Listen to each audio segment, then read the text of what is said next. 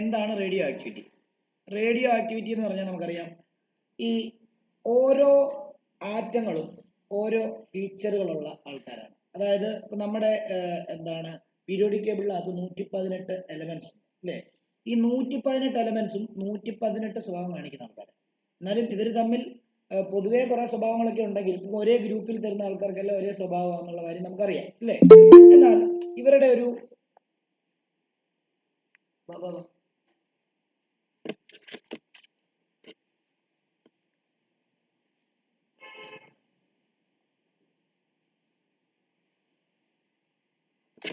എന്നാൽ ഇവരുടെ ഒരു പ്രത്യേകത എന്താണെന്ന് വെച്ചാൽ ഒരു 100ന് മുകളിലോട്ട് അല്ലെങ്കിൽ ഒരു 80ന് മുകളിലോട്ടൊക്കെ അറ്റോമിക് നമ്പർ ഉള്ള ആൾക്കാരുണ്ടല്ലോ, അവരെല്ലാം ചുമ്മാ ഇരുന്ന് കഴിഞ്ഞാൽ റേഡിയേഷൻസ് എമിറ്റ് ചെയ്യുന്നവരാ. റേഡിയേഷൻസ് എമിറ്റ് ചെയ്യുന്ന റേഡിയേഷൻ എന്ന് പറയുമ്പോൾ പവർഫുൾ ആയിട്ടുള്ള, നമുക്ക് കണ്ണുകൊണ്ട് കാണാൻ പറ്റാത്ത ഇലക്ട്രോ മാഗ്നറ്റിക് വേവ്സിനെയാണ് നമ്മൾ റേഡിയേഷൻ എന്ന് പറയുന്നത്. ആ റേഡിയേഷൻ നമ്മുടെ ശരീരത്തൊക്കെ വന്ന് പതിച്ചു കഴിഞ്ഞാൽ എന്ത് സംഭവിക്കുന്ന അറിയാമോ? ഇപ്പൊ ഈ വെട്ടം ഒരു റേഡിയേഷനാണ്, വിസിബിൾ സ്പെക്ട്രം എന്ന് പറയും. വിസിബിൾ റേഡിയേഷനാണ് നമ്മുടെ കൈ വന്ന് പതിക്കുന്നത്. എന്നാൽ ഇതേപോലെ തന്നെ സൂര്യനിൽ നിന്ന് വരുന്ന അൾട്രാ വയലറ്റ് കിരണങ്ങളും റേഡിയേഷനാണ്. അതൊക്കെ നമ്മുടെ ശരീരത്തിൽ വന്ന് ഡയറക്റ്റ് ആയിട്ട് പതിച്ച് കഴിഞ്ഞാൽ എന്ത് സംഭവിക്കുന്നറിയോ? നമ്മുടെ സെല്ലിന്റെ സ്ട്രക്ചറിനെ, ഘടനയെ തന്നെ മാറ്റും. ഘടനയെ തന്നെ മാറ്റിയാൽ നമുക്ക് പല പ്രശ്നങ്ങളും ഉണ്ടാവും. അതിന്റെ വേണ്ട പല സ്കിൻ ഡിസീസസ്, പല സെല്ലുമായിട്ട് ബന്ധപ്പെട്ട പല രോഗങ്ങളും പ്രശ്നങ്ങളൊക്കെ ഉണ്ടാവും. മനസ്സിലായോ? റേഡിയേഷൻ നമുക്ക് ഉറപ്പായിട്ട് നമ്മുടെ സെല്ലുകളിലെയൊക്കെ വല്ലാത്ത രീതിയിൽ ബാധിക്കുകയും നമുക്ക് ക്യാൻസർ പോലെയുള്ള മാരക രോഗങ്ങൾ ഉണ്ടാവുകയും ചെയ്യും. ഓക്കെ, അപ്പം അങ്ങനെ ആ റേഡിയേഷൻ എമിറ്റ് ചെയ്യുന്ന ആൾക്കാരെയാണ് നമ്മൾ റേഡിയോ ആക്റ്റീവ് സബ്സ്റ്റൻസ് എന്ന് പറയുന്നത്. ഒരു 80-85 അറ്റോമിക് നമ്പർ മുകളിലോട്ടുള്ള എലമെന്റുകളെല്ലാം റേഡിയോ ആക്റ്റീവ് എലമെന്റ്സ് ആണ്. മനസ്സിലായോ? അപ്പം അതിനെ പറ്റിയാണ് നമ്മൾ പഠിക്കാനായിട്ട്. 80 എന്നല്ല, ഒരു ഒരു ഒരു പീരിയോഡിക് ടേബിൾ നമ്മൾ ലാന്തനൈറ്റ്സ് ആൻഡ് ആക്ടിനൈറ്റ്സ് എന്ന് പഠിച്ചിട്ടില്ലേ? അവരെല്ലാം ഈ റേഡിയേഷൻസ് എമിറ്റ് ചെയ്യുന്നവരാണ്. അതിൽ ആക്ടിനോയിഡ്സ് ആണ് നല്ല റേഡിയേഷൻ എമിറ്റ് ചെയ്യുന്ന ആൾക്കാർ. ഓക്കെ ആണല്ലോ? ഓക്കെ, അവരെ പറ്റിയാണ് നമ്മൾ പഠിക്കാൻ പോകുന്നത്. അവർ എമിറ്റ് ചെയ്യുന്ന റേഡിയേഷൻ 3 ടൈപ്പ് റേഡിയേഷൻ എമിറ്റ് ചെയ്യുന്നത്: ആൽഫ, ബീറ്റ, ഗാമ. ഈ ആൽഫ, ബീറ്റ, ഗാമ റേഡിയേഷൻസ് എങ്ങനെയാണ്, അതിന്റെ പ്രോപ്പർട്ടീസ് എന്താണ്, അത് വേറൊരു ഇതുമായിട്ട് ഇന്ററാക്ട് ചെയ്താൽ എന്ത് സംഭവിക്കും, അതിന്റെ സ്പീഡ് എന്താണ്, അതിന്റെ എന്താണ് പെനിട്രേറ്റിംഗ് പവർ എന്താണ്, അങ്ങനെയുള്ള കാര്യങ്ങളൊക്കെയാണ് നമ്മൾ പഠിക്കാനായിട്ട് പോകുന്നത് ആദ്യത്തെ പാർട്ടിൽ. ഓക്കെ, നിങ്ങൾ ബേസിക് ആയിട്ട് പഠിച്ച കുറച്ച് കാര്യങ്ങളൊക്കെ ഉണ്ട്, അതൊക്കെ ഞാൻ ജസ്റ്റ് പറഞ്ഞു വിടും, പെട്ടെന്ന് എഴുതി വിടും. ഓക്കെ, അതിനകത്ത് ആദ്യം ആറ്റത്തിന്റെ സ്ട്രക്ചർ അത് നമ്മൾ പറയുന്നില്ല, കാരണം എന്താ, ഞാൻ പറഞ്ഞു വിടുക. എന്താ സ്ട്രക്ചർ ഓഫ് ആറ്റം? നമുക്കറിയാം, ഒരു എലിമെന്റിനെ റെപ്രസെന്റ് ചെയ്യുന്നത് എങ്ങനെയായിരിക്കും. അപ്പോൾ നിങ്ങൾ ഒരു കാര്യം ചെയ്തോ, റെപ്രസെന്റേഷൻ എഴുതിക്കുക.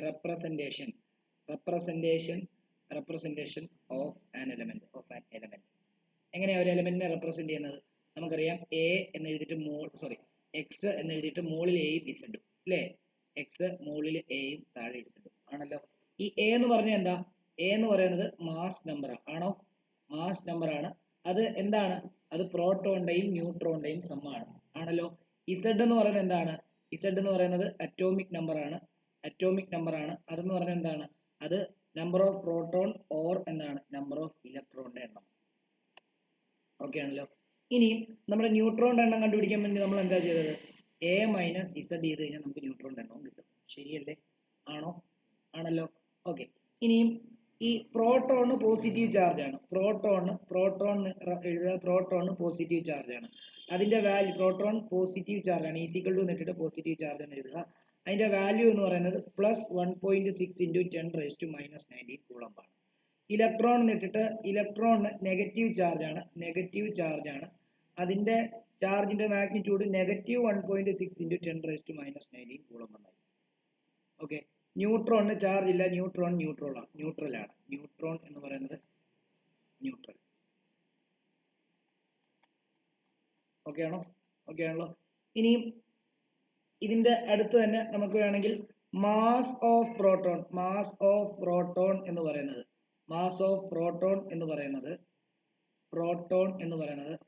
ഏകദേശം 1.672 × 10⁻⁻27 kg ആണ്.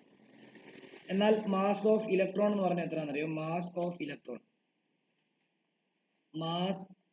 ഇലക്ട്രോൺ എന്ന് പറയുന്നത് ഈസിക്കൽ ടു 9.1 × 10⁻31 kg ആണ്. അപ്പോൾ നോക്കി, ഇത് -31, ഇത് -27 അല്ലേ? അപ്പം ഓൾമോസ്റ്റ് ഒരു എന്താണ് ഇതിന്റെ റിലേഷൻ പറയുന്നത് ഇങ്ങനെ എഴുതാം നമുക്ക്. Mass of electron is is equal to 1/180 times mass of proton.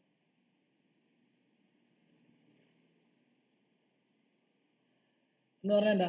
പ്രോട്ടോണിന്റെ മാസിന്റെ കൂടെ ഡിവൈഡ് ബൈ 1840 ചെയ്ത് കഴിഞ്ഞാൽ എന്ത് കിട്ടുമെന്ന് അർത്ഥം? ഇലക്ട്രോണിന്റെ മാസ് 9.1. അതായത് 1.672 into 10⁻⁻27 ഡിവൈഡഡ് ബൈ 1840 ചെയ്ത് കഴിഞ്ഞാൽ 9.1 into 10⁻⁻31 കിട്ടുമെന്നാണ് പറയുന്നത്. ഓക്കെ ആണോ?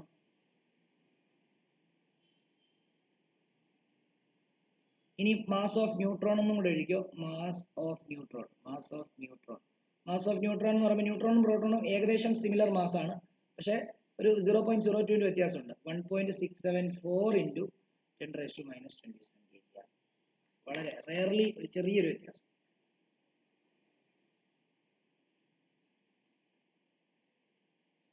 ഓക്കെ ആണല്ലോ? ഇനി വേണമെങ്കിൽ സിമ്പിൾ അതിൻ്റെ കൂടെ തന്നെ പ്രോട്ടോണിന്റെ സിമ്പിൾ സ്മോൾ ലെറ്റർ പി ആണ്, ഇലക്ട്രോണിന്റെ സിമ്പിൾ സ്മോൾ ലെറ്റർ ഇ ആണ്.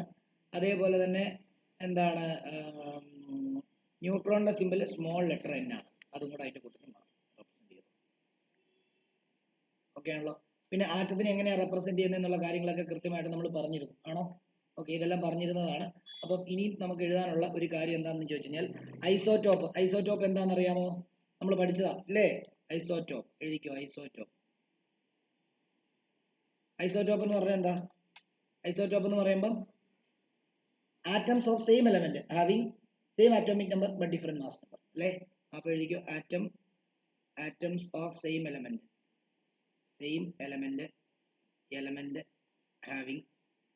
having same atomic number but different mass number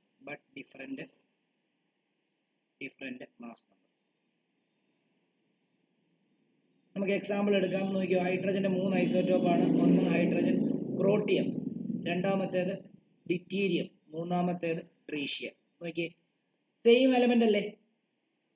atoms of same element അല്ലേ? ഇത് സെയിം ആറ്റങ്ങൾ തന്നെ അല്ലേ? പക്ഷെ ഇതിന്റെ ആറ്റോമിക് നമ്പർ കണ്ടോ? താഴെയുള്ള ഇസഡ് സെയിം ആണ്, പക്ഷെ എന്താ എ different, mass number different. Okay, ഇങ്ങനെയുള്ളതിനാണ് ഐസോടോപ്പ്. വേണമെങ്കിൽ ഇതും എടുക്കാം. കാർബൺ C612 എടുക്കാം, C613 എടുക്കാം, C614 എടുക്കാം. കാർബണിന് 3 ഐസോടോപ്പുകൾ. ഈ വേണമെങ്കിൽ ഇതിന്റെ പേര് വേണം എഴുതിയിട്ട് വേണം കേട്ടോ. ഇത് പ്രോട്ടിയം ആണ്, പ്രോട്ടിയം. ഇത് ഡിറ്റീരിയം ആണ്. സ്പെല്ലിംഗ് നോക്കണം, DEUTERIUM ഡിറ്റീരിയം. അതേപോലെ ഇത് ട്രീഷ്യം ആണ്, ട്രീഷ്യം.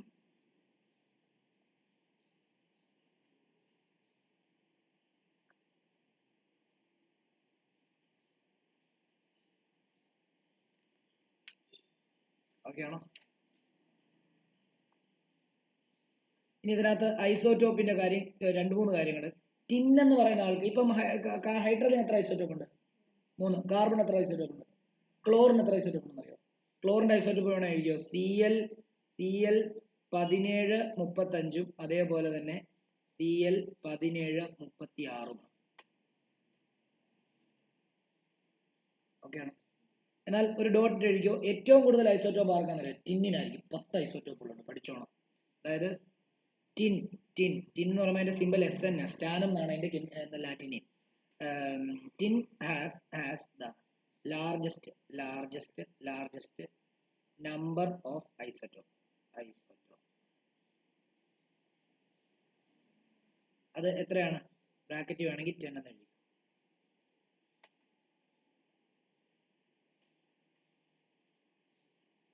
ഒരു ഡോട്ട് ഇട്ട് എഴുതാം. There are two types of isotope. There are two types of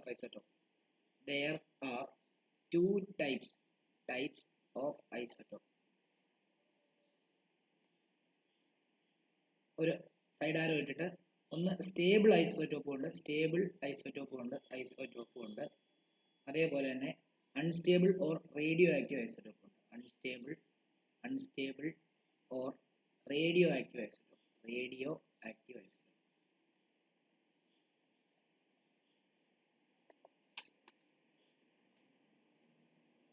stable ഐസോടോപ്പിന്റെ പ്രത്യേകത എന്തായിരിക്കും അറിയോ?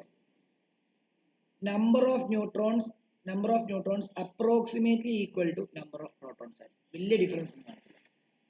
ഓക്കെ, എന്നാൽ അൺസ്റ്റേബിളിന്റെ പ്രശ്നം എന്താണെന്നറിയോ? അതായത് number of neutron very very greater than number of proton ആയിരിക്കും. അതുകൊണ്ടാണ് എന്ത് ചെയ്യുന്നത്, അത് ഡിസിൻറ്റഗ്രേറ്റ് ചെയ്യുന്നത്, അല്ലെങ്കിൽ അത് റേഡിയേഷന് വിധേയമാകുന്നത്. മനസ്സിലായോ?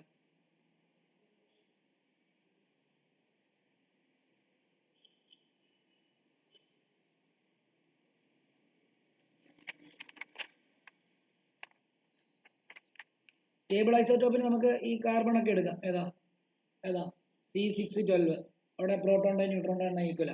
അതല്ല C6 അല്ല C613, അപ്പം 7ഉം 6ഉം ഉള്ളൂ.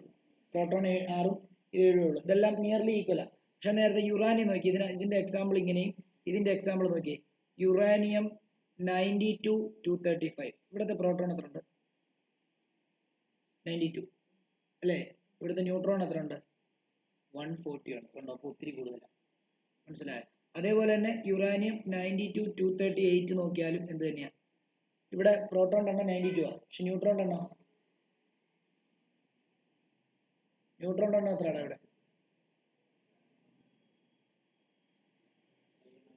ആ അപ്പൊ എത്ര? 238 92. അപ്പൊ നോക്കിയാൽ 92വിനെക്കാട്ടും ഒത്തിരി കൂടുതലാണ് ഈ മറ്റേ അതിന്റെ ഏകദേശം 144ഓളം വരും. മനസ്സിലായോ? അപ്പൊ അങ്ങനെ കൂടുതലാണെങ്കിൽ എന്താ സംഭവിക്കുന്നത്? അവർ റേഡിയേഷന് വിധേയമാകും. റേഡിയേഷൻ പുറത്തോട്ട് റേഡിയേഷൻ എമിറ്റ് ചെയ്തുകൊണ്ടേയിരിക്കും. മനസ്സിലായോ? ഇത് പരീക്ഷയ്ക്ക് ചോദിക്കുക, ഈ വ്യത്യാസം മനസ്സിലാക്കണം. ഓക്കെ ആണല്ലോ? ഓക്കെ. ഇനി ഐസോ ബാർ എടുക്കാം. ഇത് എക്സാമ്പിൾ വേണേൽ എഴുതിക്കോണം. എക്സാമ്പിൾ എഴുതിക്കോണം, സ്റ്റേബിളിന്റെ ഇതിന്റെ. അടുത്ത ഐസോ ബാർ എന്ന് എഴുതാം. ഐസോ ബാർ.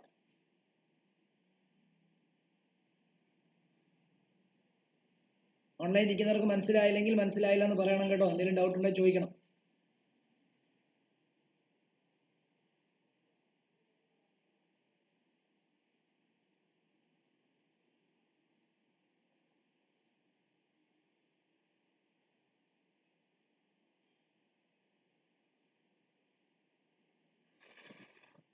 ഓക്കെ, ഐസോബാർ എന്ന് പറയുമ്പോൾ ഇതിന് നേരെ ഓപ്പോസിറ്റാ.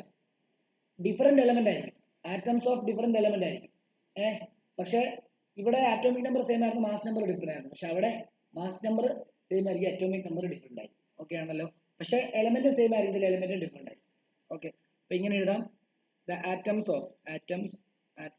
ഓഫ് ഡിഫറെന്റ്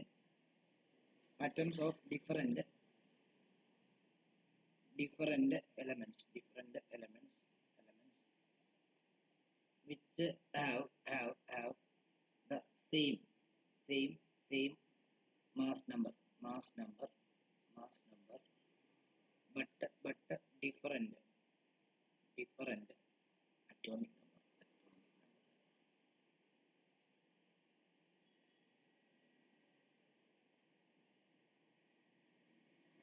എക്സാമ്പിൾ എടുക്കാമെന്ന് നോക്കിയേ. സോഡിയത്തിന്റെ ഒരു ഐസോടോപ്പ് ആണ് Na11-23. മഗ്നീഷ്യത്തിന്റെ നമുക്കറിയാവുന്ന ഐസോടോപ്പ് ഏതാ? 12-24. പക്ഷെ മഗ്നീഷ്യത്തിന് വേറൊരു ഐസോടോപ്പ് കൂടെ ഉണ്ട്, 12-23 ഉള്ള ഐസോടോപ്പ്. ഇവിടെ നോക്കിയേ, എലമെന്റ് ഡിഫറെന്റ്, അറ്റോമിക് നമ്പറും ഡിഫറെന്റ്, പക്ഷെ മാസ് നമ്പർ എന്താ? സെയിം. അപ്പൊ ഇവർ രണ്ടുപേരും എന്തായി? ഐസോബാറായി. മനസ്സിലായോ? അതേപോലെ തന്നെ എന്താണ് കാർബൺ നോക്കി, C640. നൈട്രജനും അങ്ങനെ ഒരു, നൈട്രജന്റെ മെയിൻ നമുക്കറിയാവുന്ന ഐസോടോപ്പ് N749. അപ്പൊ നോക്കിയാൽ different element, atomic number different, mass same. ഇത് എടുക്കാം.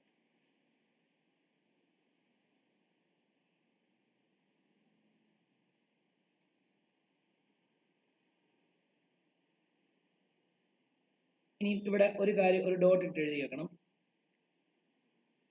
Na11-23 and Mg12-23 are mirror isobar.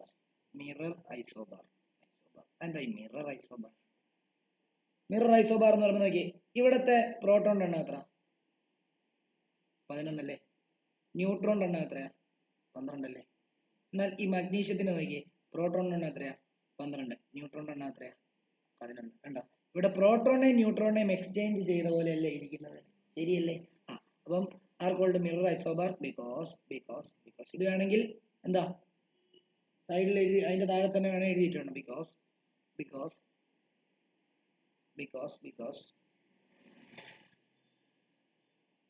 here the number of protons and neutrons get interchanged gets changed inside the nucleus.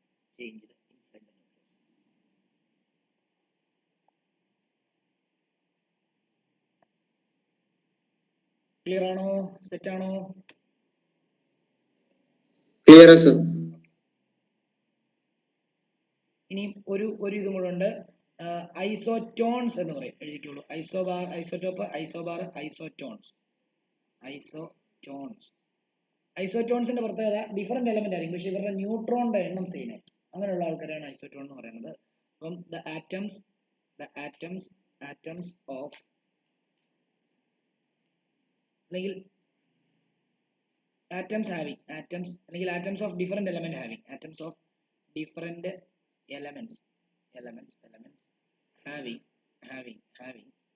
same number of neutrons. ടെക്സ്റ്റിനകത്തെ പോലെയല്ല, വേറെ രീതിയിലാണ് ഇരിക്കുന്നത്. Okay, ഒരു ഉദാഹരണം ഇത് തന്നെ എടുക്കാം, നോക്കിയോ. Na11 23 Mg 12 24. ഇത് രണ്ടെണ്ണം എടുത്തു കഴിഞ്ഞാൽ ഇവിടുത്തെ ന്യൂട്രോണിന്റെ എണ്ണം എത്ര? ഇവിടെ ശ്രദ്ധിക്കണം, ഇവിടുത്തെ ന്യൂട്രോണിന്റെ എണ്ണം എത്രയാ?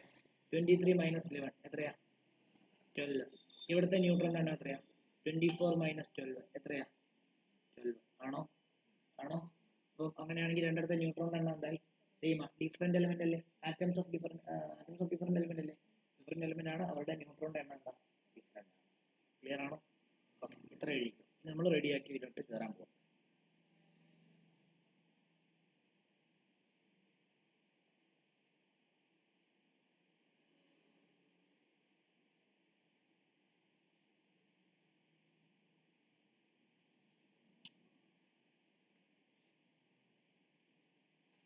ഓക്കെ, ഹെഡിങ് എഴുതിക്കോ. Radioactivity. Radio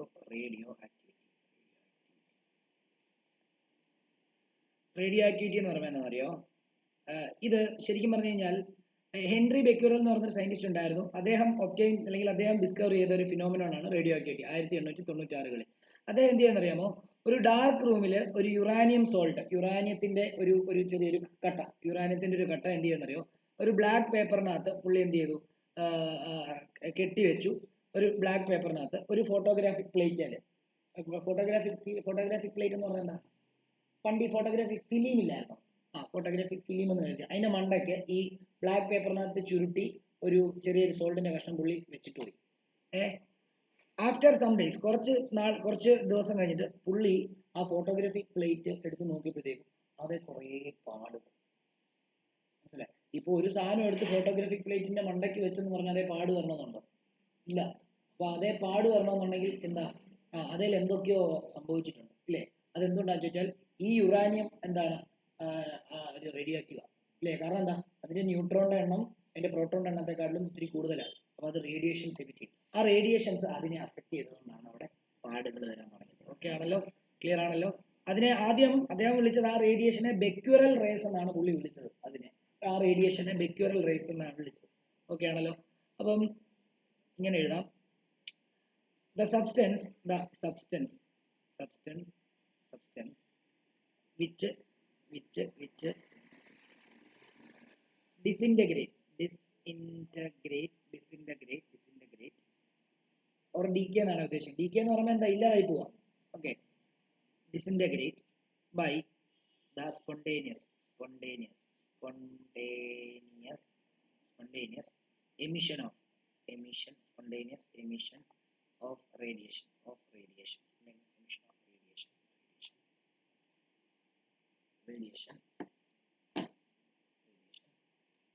are called radioactive substance.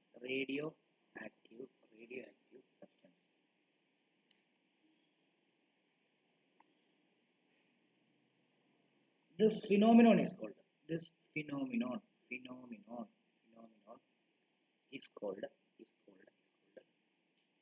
radioactivity.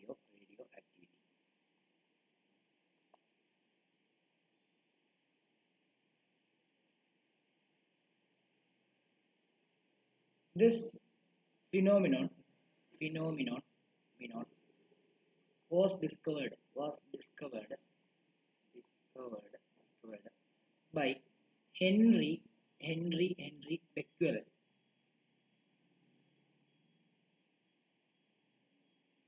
And so these radiation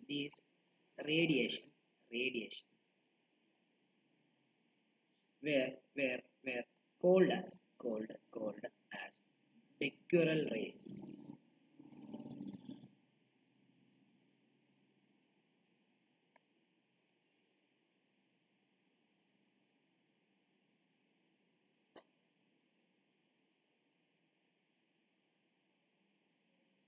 ഒരു 82 ആറ്റോമിക് നമ്പറിന് മുകളിലുള്ള ആൾക്കാരെല്ലാം റേഡിയോ ആക്റ്റീവ് ആണ്. ഏകദേശം ഒരു കണക്ക് പറഞ്ഞാണ് 82 ആറ്റോമിക് നമ്പറിന് മുകളിലുള്ള ആൾക്കാരെല്ലാം. അതായത് എക്സാമ്പിൾ വേണമെങ്കിൽ നമുക്ക് പറയാം, uranium, radium, polonium, thorium, actinium, ഇതെല്ലാം എന്താണ് റേഡിയോ ആക്റ്റീവ് ആണ്. ഓക്കെ ആണല്ലോ. ഇനി ഈ റേഡിയേഷൻ 3 ടൈപ്പ് ഉണ്ടെന്നാണ് പറയുന്നത്. അതായത് ഈ ബെക്കുറൽ റേഡിയേഷൻ, ബെക്കുറൽ റേ എന്ന് പറയുന്നത് 3 ടൈപ്പ് ഉണ്ടെന്നാണ് പറയുന്നത്. ആൽഫബറ്റ് എന്താണ്? ഓക്കെ ആണല്ലോ. അപ്പം അത് ഒരു ലൈൻ വിട്ടിട്ട് എഴുതാം, നോക്കിക്കോളൂ. ദീസ് radiation where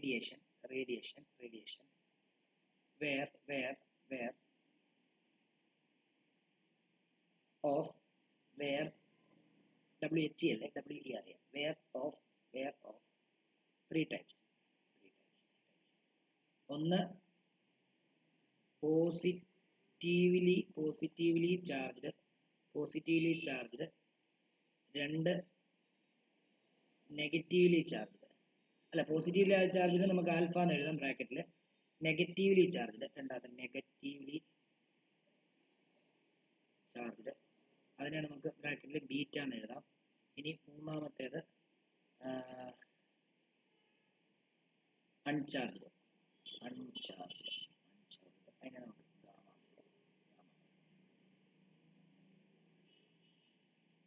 ഗാമ ഇങ്ങനെയാണ് എഴുതുന്നത്.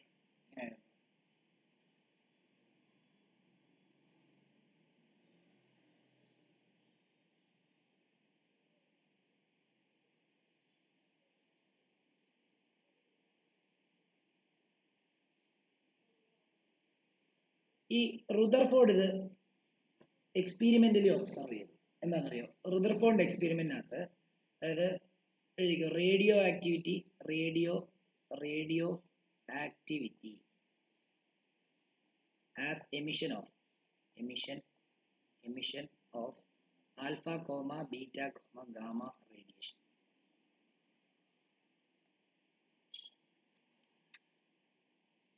ഒരു ലെഡ് ചേമ്പർ നോക്കിയോ, അതായത് റുദർഫോർഡിന്റെ എക്സ്പെരിമെന്റ് ആണ്. ഒരു ലെഡ് ചേമ്പറിന്റെ അറ്റം മാത്രം ചെറുതായിട്ടൊന്ന്, അതായത് ഒരു ഭാഗത്ത് മാത്രം ചെറിയൊരു ഹോൾ ഇട്ടു. എന്നിട്ട് ഇതിനകത്ത് ഒരു റേഡിയോ ആക്റ്റീവ് സാമ്പിൾ കൊണ്ടുവച്ചു. ഓക്കെ. എന്നിട്ട് അദ്ദേഹം എന്ത് ചെയ്യാന്നറിയാമോ? അദ്ദേഹം ഈ റേഡിയേഷൻ പുറത്തോട്ട് വരുന്നതിന് പെർപെൻഡിക്കുലർ ആയിട്ട് മാഗ്നറ്റിക് ഫീൽഡുകൾ, അതേപോലെ ഇലക്ട്രിക് ഫീൽഡുകളും ഒക്കെ കൊണ്ടുവച്ചു. ഓക്കെ. അതായത് മാഗ്നറ്റിക് ഫീൽഡ് വെച്ച് എക്സ്പെരിമെന്റ് ചെയ്ത് നോക്കി, ഇലക്ട്രിക് ഫീൽഡും എന്ത് ചെയ്യും? Magnetic field. ഓക്കെ. അതായത് രണ്ട് എക്സ്പെരിമെന്റ് ആയത്. ആദ്യം മാഗ്നറ്റിക് ഫീൽഡ് നമ്മൾ പറഞ്ഞായിരുന്നു. മാഗ്നറ്റിക് ഫീൽഡ് എന്ന് പറയുമ്പോൾ എപ്പോഴും എവിടുന്ന് എങ്ങോട്ടേ പോകത്തുള്ളൂ? നോർത്ത് ഇന്ന് സൗത്തിലോട്ടേ പോകത്തുള്ളൂ. ഇൻഡു എന്ന് പറഞ്ഞ് മാഗ്നറ്റിക് ഫീൽഡ്, അതിന്റെ അർത്ഥം എന്താണെന്നറിയോ? ഇൻഡു എന്ന് പറഞ്ഞ് അല്ലെങ്കിൽ മാഗ്നറ്റിക് ഫീൽഡ് ഉള്ളിലേക്ക് പോകാനർത്ഥം. അതായത് ഇവിടെ നിന്ന് ഇങ്ങോട്ടേക്ക് പോകാനർത്ഥം, അകത്തോട്ടാണ് ആ പ്ലെയിന് അകത്തോട്ടാണ് മാഗ്നറ്റിക് ഫീൽഡ് പോകുന്നതിനർത്ഥം. അപ്പം ഇങ്ങനെ വെച്ചപ്പോഴുണ്ടല്ലോ, ഇതിൽ നിന്ന് കുറേ റേഡിയേഷൻസ് വേണ്ട ഇങ്ങോട്ടും, കുറേ റേഡിയേഷൻസ് വേണ്ട ഇങ്ങോട്ടും, കുറേ റേഡിയേഷൻസ് നേരെയും പോകുന്നതാണ്. ഇങ്ങോട്ട് തിരിഞ്ഞ റേഡിയേഷനെ അദ്ദേഹം ആൽഫ റേഡിയേഷനും, റൈറ്റിലോട്ട് തിരിഞ്ഞ റേഡിയേഷനെ ബീറ്റ റേഡിയേഷനും, നേരെ പോയ റേഡിയേഷനെ ഗാമ. അതേപോലെ തന്നെ പുള്ളി മാഗ്നറ്റിക് ഫീൽഡ് വെക്കുന്നതിന്റെ ഭാഗമായി വെച്ചിട്ട് അടുത്തത് ഇലക്ട്രിക് ഫീൽഡ് കൂടെ വെച്ച് നോക്കി. ഇലക്ട്രിക് ഫീൽഡ് വെച്ച് നോക്കുമ്പോൾ ഇവിടെ ഒരു നെഗറ്റീവ് പ്ലേറ്റ് വെച്ചു. ഇത് ബാറ്ററിയുടെ നെഗറ്റീവ് എന്ന് പറഞ്ഞ പോലെ ഇവിടെ നമ്മൾ നെഗറ്റീവ് പ്ലേറ്റ് വെച്ചു. നെഗറ്റീവ് പ്ലേറ്റ് ആണ്. അതേപോലെ ഇവിടെ അദ്ദേഹം ഒരു പോസിറ്റീവ് പ്ലേറ്റ് വെച്ചു. ഇത് പോസിറ്റീവ് പ്ലേറ്റ് ആണ് അല്ലേ? എന്നിട്ട് ഇവിടെ റേഡിയോ ആക്റ്റീവ് സാമ്പിൾ വെച്ചു. അപ്പം പുള്ളിക്ക് കാണാൻ പറ്റിയത് ഇവിടെ ഒന്ന് ഇങ്ങോട്ടേക്ക് കുറച്ച് റേഡിയേഷൻ വളഞ്ഞു, ഇവിടെ ഒന്ന് ഇങ്ങോട്ടേക്ക് കുറച്ച് റേഡിയേഷൻ വളഞ്ഞു, ഇവിടെ ഒന്ന് നേരെ കുറെ റേഡിയേഷൻ. അപ്പം ഈ നെഗറ്റീവ് പ്ലേറ്റിലോട്ട് വളഞ്ഞ റേഡിയേഷൻ പോസിറ്റീവ് ചാർജ് ആയിട്ടുള്ള റേഡിയേഷൻ ആയിരിക്കുമല്ലോ. പോസിറ്റീവ് ചാർജ് ആയിട്ടുള്ള റേഡിയേഷൻ ആരാ? പോസിറ്റീവ് പ്ലേറ്റിലോട്ട് തിരിഞ്ഞത് അട്രാക്ട് ചെയ്യപ്പെട്ടത് നെഗറ്റീവ്ലി ചാർജ് ആയിട്ടുള്ള പാർട്ടിക്കിൾസ് ആയിരിക്കുമല്ലോ റേഡിയേഷനകത്ത്. അത് എന്താണ്? ബീറ്റയാണ്, അൺദേട്ട് ഗാമ. ഓക്കെ ആണല്ലോ. ഓക്കെ, ഇത് എന്താണ് എക്സ്പെരിമെന്റ് പരീക്ഷയ്ക്ക് പടം തന്നിട്ട് 3 വര തരും, എന്നിട്ട് അതിനകത്ത് ആൽഫ ഏതാ ബീറ്റ ഏതാ ഗാമ ഏതാ ചോദിക്കും. ഓർത്തോണം, പോസിറ്റീവ് പ്ലേറ്റിലോട്ട് വരുന്നത് എന്താണ് ബീറ്റയാണ്, നെഗറ്റീവ് പ്ലേറ്റിലോട്ട് വരുന്ന ഗാമയാണ്. പിന്നെ ഇവിടെ മാഗ്നറ്റിക് ഫീൽഡ് ആകുന്നെങ്കിൽ ഇടത്തോട്ട് തിരിയുന്നത് ആൽഫയും വലത്തോട്ട് തിരിയുന്നത് ബീറ്റ, അങ്ങനെ ഓർത്താൽ മതി. ഓക്കെ ആണല്ലോ. ഇനി ഞാൻ ടെക്സ്റ്റിനകത്ത് നോക്കി പഠിച്ചാൽ ഞാൻ പഠിച്ചു, അല്ലെങ്കിൽ വരയ്ക്കണമെങ്കിൽ ആ വരയ്ക്കാനുള്ള സ്ഥലം വിട്ടിട്ട് ടെക്സ്റ്റ് ബുക്കിനകത്തെ നോക്കി വരച്ചോ, കുറച്ച് ഒരു 4 ലൈൻ വിട്ടാൽ മതി, എന്നിട്ട് ഇതങ്ങ് ഓർത്ത് വരച്ചാൽ മതി. ഇത് റേഡിയോആക്റ്റീവ് സാമ്പിൾ ആണ് കേട്ടോ. ഇത് യുറാനിയം 92-238 വല്ലതും ആയിരിക്കും. ഇതും യുറാനിയം 92-238 വല്ലതും ആയിരിക്കും. ഓക്കെ, ഇനി എഴുതിക്കുക പ്രോപ്പർട്ടീസ് ഓഫ് ആൽഫ പാർട്ടിക്കിൾ. ഇവിടെ ഇത് ഇമ്പോർട്ടന്റ് ആണ്, properties of alpha particle. Properties of, ആദ്യം നമ്മൾ ആൽഫ പാർട്ടിക്കിൾ.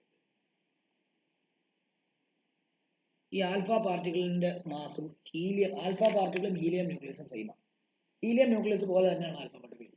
ആൽഫ പാർട്ടിക്കിൾ ഒരു പാർട്ടിക്കിൾ എന്ന് പറയുമ്പോൾ ഹീലിയത്തിന്റെ ഒരു ആറ്റമാണ്. മനസ്സിലായോ? എപ്പോഴും ആലോചിച്ചോണം. അപ്പം എഴുതിക്കോളൂ, ഒന്നെന്ന് എഴുതിക്കോ. Alpha particle consist of 2 proton and 2 neutron. That is IE. That is it is same as a doubly ionized helium atom.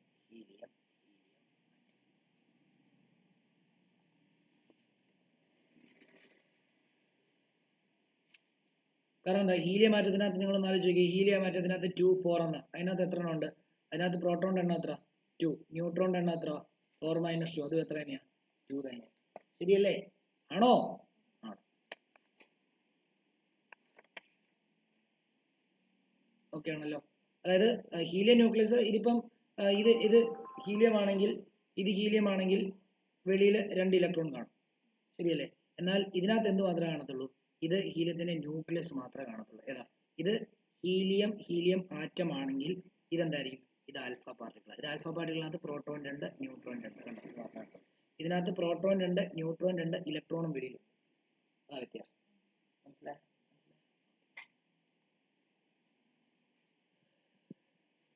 അടുത്ത എഴുതിക്കോ, mass of alpha particle. The mass of alpha particle is 4 times the mass of proton. അതൊന്ന് ഓർത്ത് വെച്ചേക്കണം. പ്രോട്ടോണിന്റെ മാസിന്റെ 4 times ആണ്. പ്രോട്ടോണിന്റെ mass എത്രയാണെന്ന് നമുക്കറിയാം. എത്രയാ? 1.6 into 1.672 into 10⁻²⁻27. അത് എന്ത് ചെയ്യണം? ഇത് 1.672 into 10⁻²⁻27 into 4 ചെയ്താണ്. ഓക്കെ ആണല്ലോ. മൂന്നാമത്തേത്, the speed of alpha particle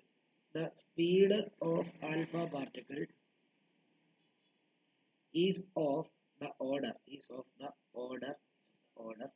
of 10⁻⁷ meter per second. 10⁻⁷. ഇതിന്റെ എത്ര? ലൈറ്റിന്റെ എത്ര? 3 into 10⁸ meter per second. ഇത് വെറും 10⁻⁷. മറ്റേ 3 into 10⁸, ഇത് വെറും 10⁻⁷. അപ്പോൾ ലൈറ്റിന്റെ സ്പീഡിനെക്കാളും കുറവാണ്.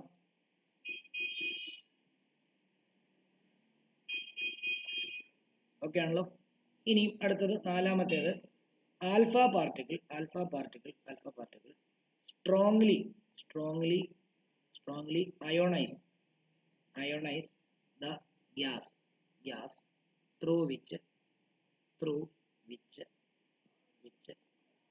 it passes, and its ionizing power is 100 times that of beta radiation, beta particle, and 10,000 times that of gamma radiation. എന്ന് പറഞ്ഞത് ഈ അയോണൈസ് ചെയ്യാന്ന് പറഞ്ഞത്. ഇപ്പം ഒരു ഉദാഹരണം പറയാം. ഞാൻ ഒരു ചേമ്പറിനകത്ത് ഫുള്ള് ഹൈഡ്രജൻ ഗ്യാസ് അങ്ങ് നിറച്ചിരിക്കുക. ശ്രദ്ധിക്കണം. ഈ ചേമ്പറിനകത്തൂടെ ഞാൻ ആൽഫ റേനെ കടത്തി വിട്ടു. ഇതിനകത്തെല്ലാം എന്തായിട്ട് മാറും അറിയോ? H+ ആയിട്ട്. ഓക്കെ. അതേപോലെ ഏതെങ്കിലും ഗ്യാസ് ഞാൻ ഇതിനകത്ത് സോഡിയം എടുത്തിരിക്കും. അപ്പോൾ നിങ്ങൾ ചോദിക്കും സോഡിയം ഗ്യാസ് അല്ലല്ലോ, സോഡിയം ഒരു മെറ്റൽ സോളിഡ് അല്ലേ? അതിനെ സോഡിയത്തിനെ ചൂടാക്കിയാൽ സോഡിയം ഗ്യാഷ്യസ് സ്റ്റേറ്റിലോട്ട് മാറും. ഓക്കെ. അപ്പം ഞാൻ സോഡിയം ഗ്യാസിനകത്ത് എടുത്തിരിക്കുക, Na ഗ്യാസ്. അതിനകത്തൂടെ ഇത് കടത്തി വിട്ടാൽ എന്ത് സംഭവിക്കും? Na+ ആയിട്ട് മാറും. കണ്ടോ? അപ്പോൾ പെട്ടെന്ന് ആൾക്കാരെ ഗേഷ്യസ് സ്റ്റേറ്റിലുള്ള ആൾക്കാരെ അയോണൈസ് ചെയ്യാനുള്ള കഴിവ് ആർക്കുണ്ട്? ആൽഫ പാർട്ടിക്കിളിനുണ്ട്. ബീറ്റാ പാർട്ടിക്കിളിനേക്കാളും 100 ഇരട്ടിയായിരിക്കും. ഗാമ പാർട്ടിക്കിളിനെക്കാളും 10,000 ഇരട്ടിയായിരിക്കും. ഓക്കെ ആണല്ലോ? ഓക്കെ. അഞ്ചാമത്തെ പ്രോപ്പർട്ടി.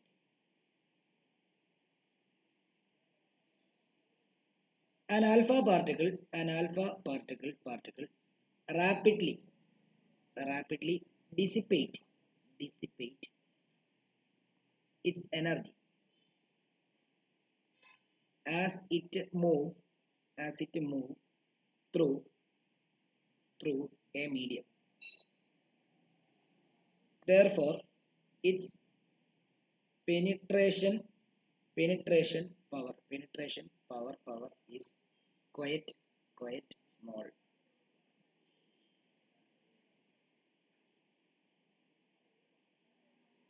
എന്ന് പറഞ്ഞാൽ എന്താ? അത് ഏതെങ്കിലും ഒരു മീഡിയത്തിൽ കൂടെ പോകുമ്പോൾ അതിന്റെ എനർജി കുറഞ്ഞുകൊണ്ടിരിക്കും. ഇപ്പം ദിവ്യ ആണെങ്കിൽ ഇവിടുന്ന് തിരുവല്ല വരെ ഓടാൻ ദിവ്യോട് പറയാം. എന്താ? അയ്യോ, ഒയ്യാൽ ജംഗ്ഷൻ ആകുമ്പോഴത്തേക്ക് അയ്യോ എനിക്ക് വയ്യേ എന്ന് പറയും. ആരോൺ ഓടുവാണെങ്കിലും ഞാൻ ഓടുവാണെങ്കിലും അത് തന്നെ. മനസ്സിലായോ? നേരത്തെ ഞാനൊരു 5 കിലോമീറ്റർ ഒക്കെ ഓടുമായിരുന്നു. ഇപ്പം ഒരു 100 മീറ്റർ ഓടിക്കഴിഞ്ഞാൽ ഞാൻ നമ്മുടെ പട്ടിയൊക്കെ അടയ്ക്കുന്ന ഇല്ലേ ഒത്തിരി പ്രായമില്ല, എന്നാലും ഇപ്പോൾ വർക്കൗട്ട് ഒന്നും ഇല്ല, എന്നാലും അതുകൊണ്ട് നമുക്ക് ഇത് ക്ഷീണിക്കാം. അതേപോലെ തന്നെയാണ് ആൽഫ പാർട്ടിക്കിൾ എന്ന് പറയുമ്പോൾ എന്താണ്? പെട്ടെന്ന് അതിന്റെ എനർജി നഷ്ടപ്പെട്ടു പോകുന്നുണ്ട്. ഒരു സർഫസിൽ കുത്തി കയറാനായിട്ടുള്ള കഴിവ്, പെനിട്രേറ്റിംഗ് പവർ കുറവായിരിക്കും. എടേ, നിങ്ങൾ ഇവിടുന്ന് തിരുവല്ല വരെ പോവാ.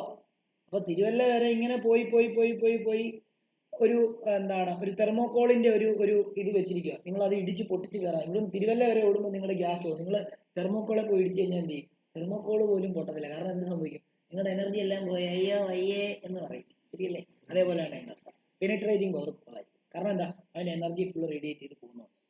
മനസ്സിലായി? ഡിസിപ്പേറ്റീവ് എനർജി റേഡിയേറ്റ് ചെയ്ത് പോകുക. ഇനിയും അടുത്തത് ആറാമത്തെ എഴുതിക്കോ. അതിന്റെ ഒരു കാര്യം കൂടെ എഴുതണം. അതായത് its penetrating power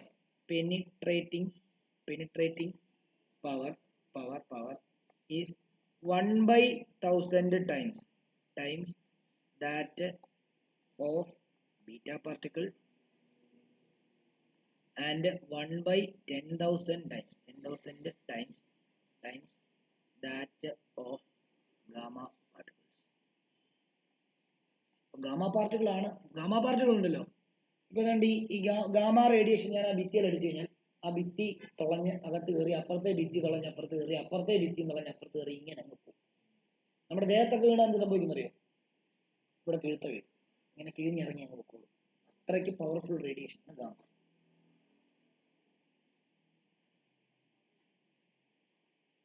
ഓക്കെ ആണോ? ആറാമത്തെ എഴുതിക്കോളൂ. They are positively charged and are deflected by electric and magnetic field. എന്ന് പറഞ്ഞാൽ അവന് ചാർജ് ഉള്ളതുകൊണ്ട് ഇലക്ട്രിക് ഫീൽഡിൽ കൊണ്ട് വെച്ച് കഴിഞ്ഞാൽ പോസിറ്റീവ് ആയതുകൊണ്ട് നെഗറ്റീവിലോട്ട് അട്രാക്ട് ചെയ്യും. മാഗ്നറ്റിക് ഫീൽഡിൽ കൊണ്ട് വെച്ച് കഴിഞ്ഞാൽ മാഗ്നറ്റിക് ഫീൽഡിൽ ഒരു ചാർജ് ഫ്ലോ ചെയ്ത് കഴിഞ്ഞാൽ അതേൽ ഫോഴ്സ് ആക്ട് ചെയ്യുമെന്ന് നമ്മൾ പറഞ്ഞത്. മാഗ്നറ്റിക് ഫീൽഡില്ലാത്ത ഒരു കറണ്ട് കാര്യം കണ്ടക്ടർ വെച്ച് കഴിഞ്ഞാൽ അതിൽ ഫോഴ്സ് ആക്ട് ചെയ്യും. ഫ്ലെമിങ്സ് ഫാദർ മദർ ചൈൽഡ് വെച്ചിട്ട് അതിന്റെ ഡയറക്ഷൻ ഒക്കെ കണ്ടുപിടിക്കും. അപ്പോൾ അതും ഫോഴ്സ് ആക്ട് ചെയ്യുന്നതിന്റെ ഭാഗമായിട്ട് അതും എന്ത് ചെയ്യും? അതായത് ഡിഫ്ലക്ട് ചെയ്യും. മനസ്സിലായോ? അതാണ് ഉദ്ദേശിക്കുന്നത്. പിന്നെ ഏഴാമത്തേത് they affect a photographic plate. Photographic പ്ലേറ്റിലൊക്കെ കൊണ്ടുവച്ചാൽ അതിന്റെ അടുത്തൊക്കെ കൊണ്ടുവച്ച് കഴിഞ്ഞാൽ ആ ഫോട്ടോഗ്രാഫിക് പ്ലേറ്റിന്റെ ഘടന തന്നെ മാറ്റിക്കളയും. അതിൽ പാടുകൾ ഉണ്ടാവും. ഇനി അതേപോലെ തന്നെ ഇത് പോയി ഫ്ലൂറസെന്റ് സ്ക്രീനിങ്, ഈ കൊതുകിനെ അടിക്കുന്ന ബാറ്റ് കണ്ടിട്ടുണ്ടോ? കൊതുക് വന്ന് കയറിയാൽ എന്താ സംഭവിക്കുന്നത്? ഒരു ബ്രൈറ്റ് സ്പോട്ട് ഉണ്ടാവും. ശരിയല്ലേ? അതേപോലെ തന്നെ ഈ ആൽഫ പാർട്ടിക്കിൾ ചാർജ് ആയതുകൊണ്ട് തന്നെ സിങ്ക് സൾഫൈഡ് സ്ക്രീൻ എന്ന് പറഞ്ഞാൽ ഫ്ലൂറസെന്റ് സ്ക്രീൻ എന്നാണ് പറയുന്നത്. നിങ്ങൾ ഈ കണ്ടിട്ടുണ്ടോ ഈ ട്രാഫിക്കിലൊക്കെ നിൽക്കുന്ന പോലീസുകാർ ഇട്ടിരിക്കുന്ന ഡ്രസ്സ്, രാത്രി ഇട്ടിരിക്കുന്ന ഡ്രസ്സ് ഫ്ലൂറസെന്റ്, വെട്ടം അടിച്ചു കഴിഞ്ഞാൽ തിളങ്ങുന്ന രീതിയിലുള്ള, അതാണ് ഫ്ലൂറസെന്റ് മെറ്റീരിയൽ. അപ്പോൾ അതെന്തുകൊണ്ടാണെന്ന് ചോദിച്ചു കഴിഞ്ഞാൽ ഈ വെട്ടം റേഡിയേഷനാണ്, ചാർജിലാണ്, അത് എന്നിട്ട് അതേ വീഴുമ്പോഴത്തേക്ക് അത് ബ്രൈറ്റ് സ്പോട്ടുകൾ ഉണ്ടാക്കുന്നുണ്ടാകും നമുക്ക്. അതേപോലെ തന്നെ ഇതും ചാർജിലല്ലേ. അപ്പം ഇതിന്റെ 8ാമത്തെ എഴുതിക്കോ. ദേ കോസ് ഫ്ലൂറസെന്റ്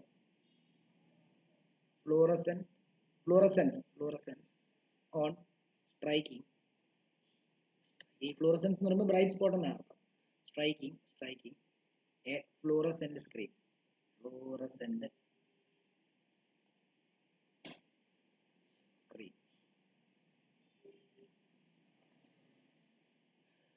അടുത്തത് 9ാമത്തേത് they have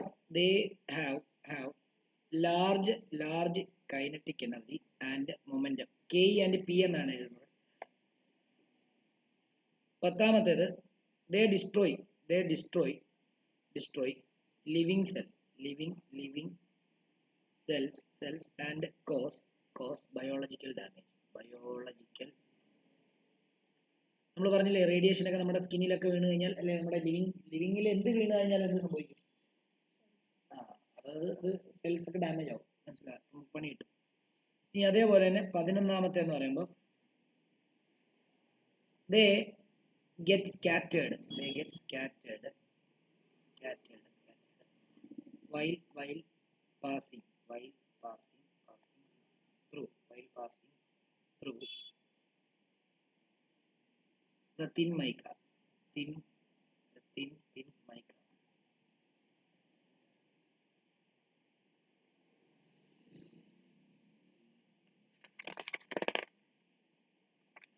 ഓക്കെ ആണോ?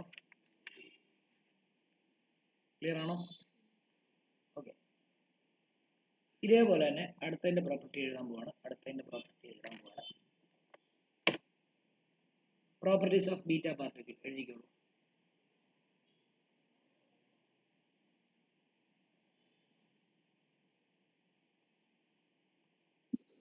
ലാസ്റ്റ് പോയിന്റ് എഴുതിയില്ലായിരുന്നു. കാണിക്കാം.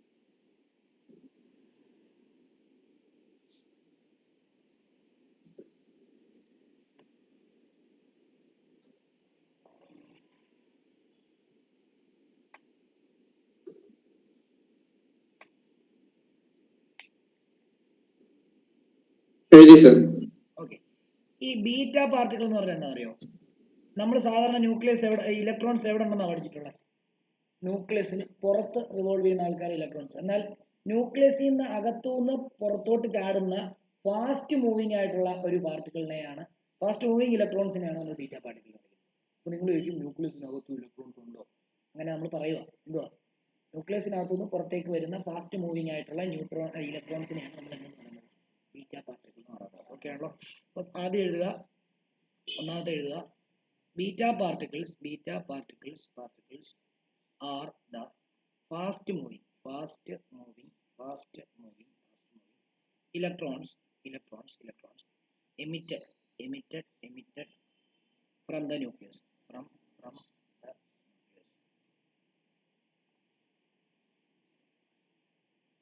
അതിനെ റെപ്രസെന്റ് ചെയ്യുന്നത് എങ്ങനെയാണെന്ന് അറിയോ? ബീറ്റ എന്ന് എഴുതിയിട്ട് താഴെ അതിന്റെ ചാർജ് -1 ആണ്, മുകളിൽ 0 കണ്ടോ? ഇങ്ങനെ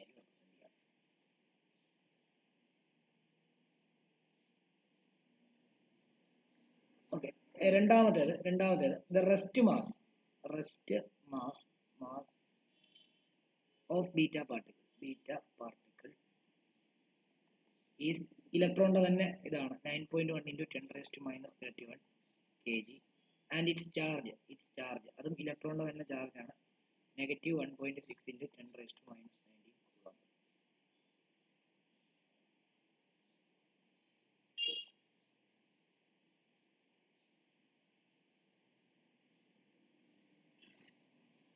The speed of beta particle is of order 10⁸ meter/s. മറ്റേ 10⁻⁷ ആയിരുന്നത് അതിനേക്കാളും കുറച്ചുകൂടെ കൂടുതലാണ്.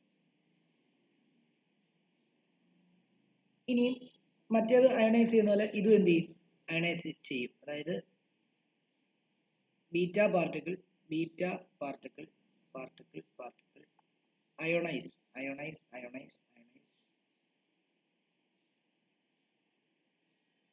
the gas through which it passes. ഏറ്റവും അയണൈസിംഗ് പവർ കൂടുതൽ ആർക്കാണ്? ആൽഫയ്ക്ക. ഇതിനെക്കാട്ടിലും 100 ടൈംസ് കൂടുതലാണ്. അപ്പൊ ഇത് എത്രയായിരിക്കും? 1/100th ടൈമേ ഉള്ളായിരിക്കും. അപ്പം ഇത് മറ്റേതിനെക്കാട്ടിലും എന്താ, ഗാമയെക്കാട്ടിലും എത്ര കൂടുതലാണ്? ഗാമയെക്കാട്ടിലും 100 ടൈംസ് കൂടുതലാണ്. ശരിയല്ല, മറ്റേത് 10,000 ടൈംസ് ആണ്, അപ്പോൾ ഇത് 100 ടൈംസ് കൂടുതലാണ്. അപ്പം അത് ഓൾറെഡി അവിടെ നിന്ന് ഓർത്താൽ മതി. ഇത് നമ്മൾ ഓൾറെഡി ആദ്യം പറഞ്ഞിട്ടുണ്ട്, അപ്പോൾ ഇതിനകത്തെല്ലാം വലിച്ചു വാരി എഴുതുന്നില്ല. അഞ്ചാമത്തേത് അത് ഓർത്തോണം. എന്താ? ആൽഫ ബീറ്റേനെക്കാട്ടിലും 100 ടൈംസ്, ഗാമേനെക്കാട്ടിലും 10,000 ടൈംസ്. ബീറ്റ അപ്പം അതിന്റെ 1/100th ടൈമേ ഉള്ളൂ. എന്താണ്, ഗാമയെക്കാട്ടിലും 100 ടൈംസ് കൂടുതലായിരിക്കും ഇതിന്റെ അയണൈസിംഗ് പവർ. ഓക്കെ ആണല്ലോ, ഓർത്തോണം. ഇനിയും ദ പെനിട്രേറ്റിംഗ് പവർ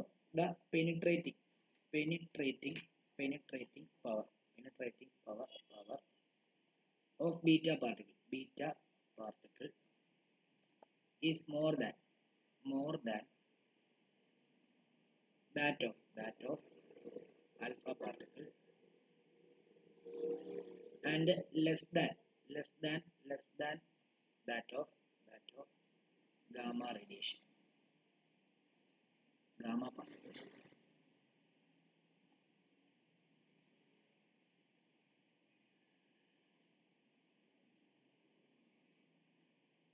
പിന്നെ ആറാമത്തേത് they are negatively charged. They are negatively charged and can deflect and they deflect and are deflected by electric field നെ ഞാൻ EF എന്നും and magnetic field MF എന്നും കൊടുക്കും. ഈ ബീറ്റാറയുടെ പ്രത്യേകത ഒരു 5 മീറ്റർ തിക്നെസ്സിൽ കൂടെ ഒക്കെ നമുക്ക് സിമ്പിൾ ആയിട്ട് കയറിപ്പോം എയറിൽ. പിന്നെ എന്താണ്, ഇപ്പം സോളിഡ് ആയിട്ടുള്ള ഒബ്ജക്റ്റ് ആണെങ്കിൽ 5 മില്ലിമീറ്റർ തിക്നെസ്സിനകത്തൂടെ ആണെങ്കിൽ ബീറ്റ പാർട്ടിക്കിളിന് ഇറങ്ങിപ്പോകും. 5 മില്ലിമീറ്റർ തിക്നെസ്സിനകത്തൂടെ ഒബ്ജക്റ്റ് ആണെങ്കിൽ. എയർ ആണെങ്കിൽ 5 മീറ്റർ തിക്നെസ്സിൽ കൂടെ വേണമെങ്കിൽ വരെ എന്ത് ചെയ്യാൻ പറ്റും? കടന്നു പോകാൻ പറ്റും. ഓക്കെ. പിന്നെ മറ്റേതുപോലെ തന്നെ ദേ അഫക്റ്റ് എന്താ? ഏഴാമത്തേത് ദേ അഫക്റ്റ് photographic plate. എട്ടാമത്തെ എന്താ? they cause fluorescence on striking fluorescence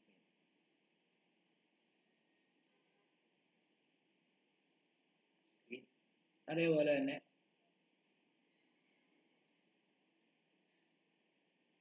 they cause more biological damage.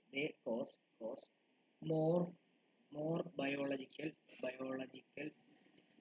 damage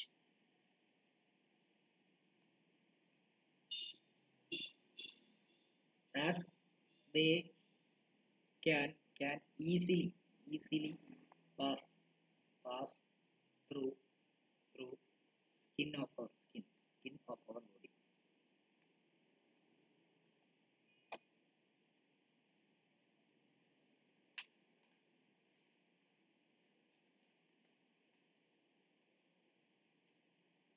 പിന്നെ ബീറ്റ പാർട്ടിക്കിളിന്റെ ഒരു പ്രത്യേകത എന്താ അറിയോ? ഈ ബീറ്റ പാർട്ടിക്കിൾ പോയി ടങ്സ്റ്റൺ എന്ന് പറയുന്ന മെറ്റലെ കൊണ്ട് ഇടിപ്പിച്ച അവിടുന്ന് എക്സ്റേസ് എന്ന് പറയുന്ന പുതിയ റേ ഉണ്ടാവും. എക്സ്റേ നിങ്ങൾ പഠിച്ചിട്ടുണ്ട്, ഇലക്ട്രോ മാഗ്നറ്റിക് വേവിനകത്ത് പഠിച്ചിട്ടുണ്ട്. അതായത് നിങ്ങൾ ഈ ഇതിനെ കൊണ്ട്, അതായത് ഈ ഗാമ ബീറ്റ റേഡിയേഷനെ കൊണ്ട് നേരെ ടങ്സ്റ്റൺ എന്ന് പറയുന്ന മെറ്റലെ കൊണ്ട് ഇടിപ്പിച്ചാൽ, ഇടിപ്പിച്ചു കഴിഞ്ഞാൽ അവിടുന്ന് എന്ത് ചെയ്യും? നമ്മളിപ്പം ഒരു എന്താണ്, എന്തെങ്കിലും ഒരു സാധനം എറിഞ്ഞു കഴിഞ്ഞാൽ അത് അവിടുന്ന് ചെതറത്തില്ലേ? ഇപ്പൊ ഒരു കുപ്പി എടുത്തിട്ട് നമ്മൾ എന്ത് ചെയ്യാം? കുപ്പി എടുത്തിട്ട് ഒരു ഭിത്തിയിലോട്ട് എറിയുവാണെങ്കിൽ അത് ഭിത്തി നമുക്ക് പൊട്ടിച്ചെതറുന്ന പോലെ ഈ ബീറ്റ പാർട്ടിക്കിൾസ്, ബീറ്റ റേസ് നേരെ കൊണ്ടുപോയിട്ട് ടങ്സ്റ്റൺ എന്ന് പറയുന്ന അതിലോട്ട് ഇട്ട് കഴിഞ്ഞാൽ അവിടുന്ന് ചെതറുമല്ല, അവിടുന്ന് എന്താണ്, പുതിയ റേഡിയേഷൻസ് പുറത്തോട്ട് ഉണ്ടാവും. അതിനെ എക്സ്റേ എന്ന് പറയുന്നത്. എഴുതണ്ട, ജസ്റ്റ് പറഞ്ഞതേ ഉള്ളൂ. ഓക്കെ. ഇനി അടുത്തത് properties of gamma radiation.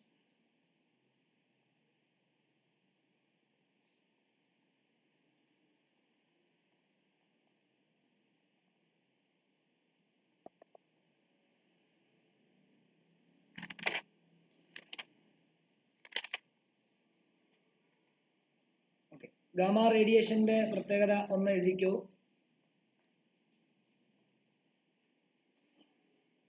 They are the 1 mm electromagnetic waves.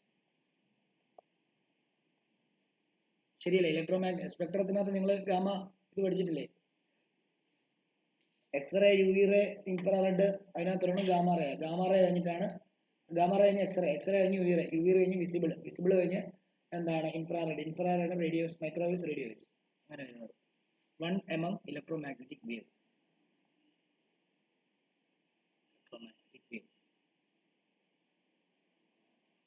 രണ്ടാമത്തേത് അതിന്റെ സ്പീഡ് എന്ന് പറയുന്നത് ലൈറ്റിന്റെ സ്പീഡ്, കാരണം അത് ലൈറ്റ് തന്നെയാണ് ശരിക്കും പറഞ്ഞു കഴിഞ്ഞാൽ. ദേ travel with speed of light. ഏറ്റവും കൂടുതൽ സ്പീഡ് കൂടുതൽ ഈ മൂന്നെണ്ണത്തെ ഇതിനാ 3 × 10⁸ മീറ്റർ. എന്നാൽ ഇവർക്ക് അയോണൈസിങ് പവർ വളരെ കുറവായിരിക്കും. their ionising power is very low. അത് 1/100th ടൈംസ് ദാറ്റ് ഓഫ് എന്താണ് ബീറ്റ പാർട്ടിക്കിളും 1/10,000 ടൈംസ് ദാറ്റ് ഓഫ് എന്താണ് ആൽഫ പാർട്ടിക്കിൾ ആയിരിക്കും. ഓക്കെ, അത് മറ്റേന്റെ നേരെ 1/, നോക്കിയാൽ ആദ്യം നമ്മൾ പറഞ്ഞിട്ടുണ്ടല്ലോ 100 ടൈംസ് ആണ്, മറ്റേത് ഇതുമായിട്ട് 10,000 ടൈംസ് ആണ്. അപ്പൊ ഇത് 10,000 ടൈംസ് കുറവായിരിക്കും, അതായത് 1/, ആയിരിക്കും എന്നോർത്താൽ. ഇനിയും പെനിട്രേറ്റിംഗ് പവർ പക്ഷേ ഇതിനായിരിക്കും കൂടുതൽ. നാലാമത്തേത് their പെനിട്രേറ്റിംഗ് പവർ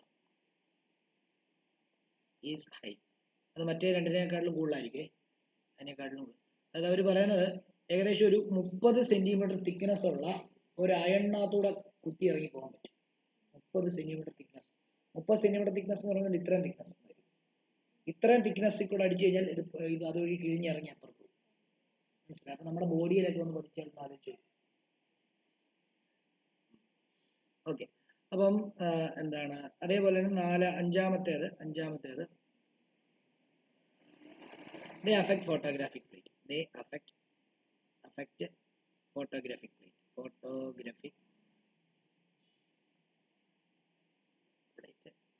പിന്നെ അതേപോലെ തന്നെ എന്താണ് ആറാമത്തെ എന്താണ് ഫ്ലൂറസെന്റ്. എന്താ they cause എന്താണ് fluorescence on striking fluorescent screen.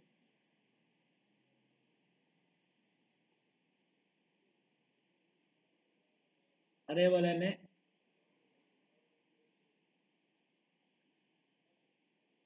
ഏഴാമത്തേത് they are diffracted by crystals like X-rays. Okay, they അത് നിങ്ങൾ ബൈ ഹാർട്ട് ചെയ്ത് പഠിക്കണം. ഡിഫ്രാക്ഷൻ നിങ്ങൾ പഠിച്ചിട്ടില്ല, ബൈ ഹാർട്ട് ചെയ്യണം. they are diffracted by crystals like X-rays. X ray പോലെ തന്നെ ഇതെന്ത് ചെയ്യുന്നു, ഏതെങ്കിലുമൊക്കെ ക്രിസ്റ്റലെ തന്നെ തട്ടിക്കഴിഞ്ഞാൽ ഡിഫ്രാക്ഷൻ മീൻസ് ബെൻഡിങ് എന്നർത്ഥം. നിങ്ങൾ ഡയറി മിൽക്കിന്റെ പരസ്യം കണ്ടിട്ടുണ്ടോ? മറ്റേ കുട പിടിച്ച് നടക്കുന്നത്. അതിനകത്ത് ആ കുടയുടെ നിഴല് താഴെ വരുന്നുണ്ട്, പക്ഷെ കൈയുടെ നിഴല് താഴെ അടിക്കുന്നില്ല. കൈയുടെ നിഴലും താഴെ വരേണ്ടതല്ലേ, അത് വരുന്നില്ല. നിങ്ങൾ ശ്രദ്ധിച്ചു നോക്കിയാൽ അത് ഈ ഡിഫ്രാക്ഷൻ ഉണ്ട്. അത് ലൈറ്റ് ഇവിടെ ഇങ്ങനെ തട്ടി ഇങ്ങനെ ബെൻഡ് ചെയ്തിട്ട്, കാരണം ഇവിടെ നിഴല് വീഴുന്നുണ്ടെങ്കിൽ ലൈറ്റ് ഇങ്ങനെ വന്ന് തട്ടി ഇതേ വന്ന് തട്ടിയിട്ട് ആ നിഴല് വീഴുന്ന ഭാഗത്ത് വന്ന് വീഴുക, ബെൻഡ് ചെയ്തിട്ട്. അതിനാണ് ഡിഫ്രാക്ഷൻ എന്ന് പറയുന്നത്. അതൊന്നും പഠിച്ചിട്ടില്ല, ജസ്റ്റ് ബൈ ഹാർട്ട് ചെയ്ത് പഠിക്കാം. എട്ടാമത്തേത്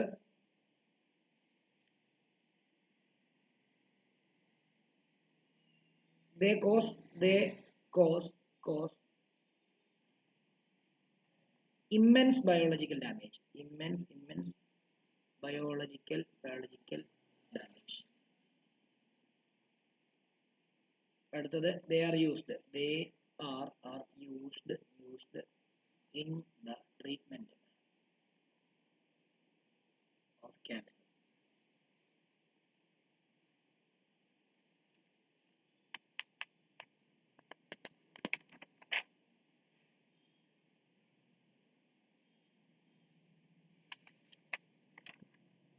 ഇതിനകത്ത് ഒരു 3 കൺസെപ്റ്റ് ഉണ്ട്.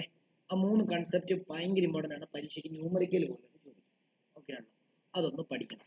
അതും പഠിച്ച് ഇന്ന് ഇപ്പൊ ഇതേ പഠിപ്പിച്ച് തീർക്കാൻ പറ്റത്തുള്ളായിരിക്കും. ഓക്കെ, നാളെ ഒരു ക്ലാസ് കൂടെ വേണ്ടി വരുമായിരിക്കും ഇത് തീരാൻ കേട്ടോ.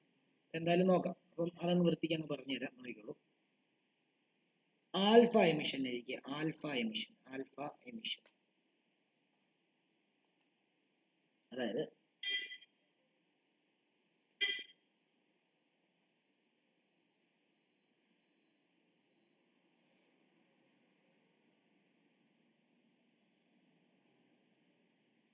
if an unstable nucleus containing much more neutrons than the number of protons, it may emit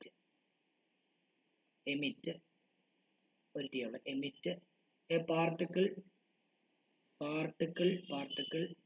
containing 2 proton and 2 neutron tightly bound together, known as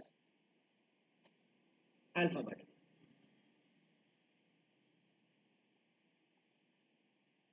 A stream of alpha particle is called alpha radiation or rays. ഇത് പഠിക്കണമെന്നില്ല, just പറഞ്ഞതേ ഉള്ളൂ. Alpha particles ഉള്ള റേസിനെ നമ്മൾ alpha radiation എന്ന് പറയും. അത്രേ ഉള്ളൂ, അങ്ങനെ ഓർത്താൽ മതി. ഓക്കെ, ഇവിടെ ഇതാ പഠിക്കേണ്ടത്. നോക്കിക്കോളൂ, ഒരു പേരന്റ് ന്യൂക്ലിയസിനെ നോക്കിയോ, നമ്മൾ AZ എന്ന് പറഞ്ഞ് റെപ്രസെന്റ് ചെയ്യാം. നോക്കിക്കോണം, ഇത് പേരന്റ് ന്യൂക്ലിയസ് ആണ്, ശ്രദ്ധിച്ചോണം, പേരന്റ് ന്യൂക്ലിയസ് ആണ്. ഇതിന് ആൽഫ എമിഷൻ സംഭവിച്ചു. ആൽഫ എമിഷൻ സംഭവിച്ചുകൊണ്ടിരുന്നത് ആൽഫ എമിഷൻ സംഭവിച്ചു. എന്ത് സംഭവിക്കുന്നറിയോ, ഇതിന്റെ മാസ് നമ്പറിൽ നിന്ന് 4 കുറയുകയും ആറ്റോമിക് നമ്പറിൽ നിന്ന് 4 കുറയുകയും ചെയ്യും. ഓക്കെ, അതായത് ആൽഫ എമിഷൻ നടന്നു കഴിഞ്ഞാൽ എന്ത് സംഭവിക്കുന്നത്? ആൽഫ എമിഷൻ നടന്നു കഴിഞ്ഞാൽ ഇതിനകത്തുനിന്ന് ഒരു ആൽഫ പാർട്ടിക്കിൾ പോകണം. ഒരു ആൽഫ പാർട്ടിക്കിൾ എന്തിന് തുല്യമാണെന്നാ പറഞ്ഞത്? ഒരു ഹീലിയം ന്യൂക്ലിയസിന് തുല്യമാണെന്നാ പറഞ്ഞത്. അപ്പം ഇതിനകത്തുനിന്ന് ഹീലിയം ന്യൂക്ലിയസ് ഇവിടെ ശ്രദ്ധിക്കടാ, ഹീലിയം ന്യൂക്ലിയസ് പുറത്ത് പോകാന്ന് പറഞ്ഞാൽ ഇതിനകത്തുനിന്ന് മാസ് നമ്പറിൽ നിന്ന് 4 പോകണം, അറ്റോമിക് നമ്പറിൽ നിന്ന് 2 പോയി കഴിഞ്ഞാൽ ഹീലിയം ന്യൂക്ലിയസിന് കറസ്പോണ്ടിങ് ആയില്ലേ? അപ്പൊ നോക്കിയോ, ഇവിടെ ഒരു ഹീലിയം ന്യൂക്ലിയസ് എന്ത് ചെയ്യണം? പുറത്തോട്ട് പോകണമെങ്കിൽ ബാക്കി ഈ എന്താണ് ന്യൂക്ലിയസ്, ഇത് ഡോട്ടർ ന്യൂക്ലിയസ് Y. അപ്പൊ എന്ത് വരും? ഈ A-4 വരും, അതേപോലെ തന്നെ Z-2 വരും. ശരിയല്ലേ? Z-2 അല്ലേ? ശരിയല്ലേ? അതായത് ഈ എയിൽ നിന്ന് 4 പോവും, ഇസഡിൽ നിന്ന് 2 പോകുമ്പോഴാണ് ഒരു ഹീലിയം ന്യൂക്ലിയസ് പുറത്തു പോകുന്നത്. അപ്പൊ അതിവിടെ കാണിക്കാം.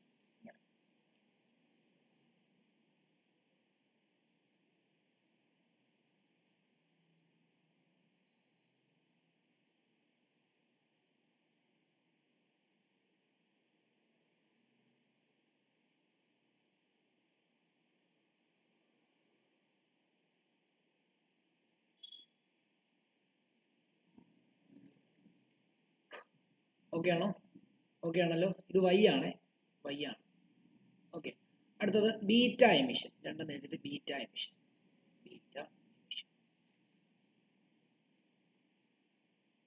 The electron given out from the nucleus at high speed is called beta particle.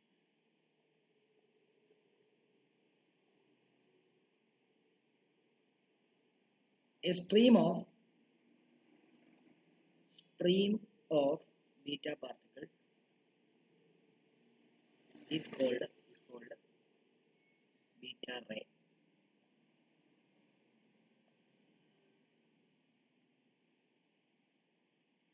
ഇത് ആൽഫ എമിഷൻ എഴുതണേ. ആൽഫ എമിഷൻ ഇവിടെ എഴുതണം കേട്ടോ. ഗീസിന്റെ മണ്ടേ ആൽഫ എമിഷൻ എഴുതണം.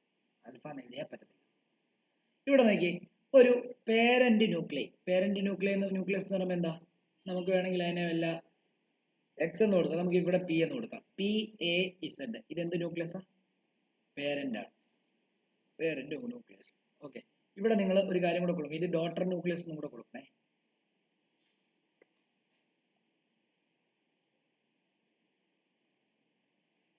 ഓക്കെ, ഇത് പേരന്റ് ന്യൂക്ലിയസ്. ഓക്കെ ആണല്ലോ. ഈ പേരന്റ് ന്യൂക്ലിയസിന് ബീറ്റ എമിഷൻ നടന്നാൽ എന്ത് സംഭവിക്കും? ബീറ്റ എമിഷൻ നടന്നു കഴിഞ്ഞാൽ എന്ത് സംഭവിക്കും? ബീറ്റ പാർട്ടിക്കിൾ പോവാന്ന് പറഞ്ഞാൽ ബീറ്റയെ എങ്ങനെ റെപ്രസെന്റ് ചെയ്യുന്നത്? -1 0 എന്നല്ലേ, അല്ലേ? അപ്പൊ ഇതിനകത്തുനിന്ന് ഇസഡിനകത്തുനിന്ന് എന്ത് ചെയ്യണം? ഒരു 1നെ കളയണം. എ അതുപോലെ തന്നെ എഴുതണം. അപ്പം ഡോട്ടർ ന്യൂക്ലിയസ് തന്നെ ഇങ്ങനെ ആയിരിക്കും. ക്യൂ എ ആയിട്ട് തന്നെ നടക്കും, പക്ഷെ ഇസഡിനകത്തുനിന്ന് എന്ത് പോകും? ഇസഡ്, അതായത് ഇസഡ് ഒരെണ്ണം പോവും. അപ്പൊ ഇതിവിടെ എന്തായിട്ട് കാണിക്കണം? +1. എന്നാലേ എന്ത് ചെയ്യത്തുള്ളൂ? ഈ പ്ലസും മൈനസും കൂടെ വെട്ടിയപ്പോൾ ഇസഡ് തന്നെ. മനസ്സിലായോ?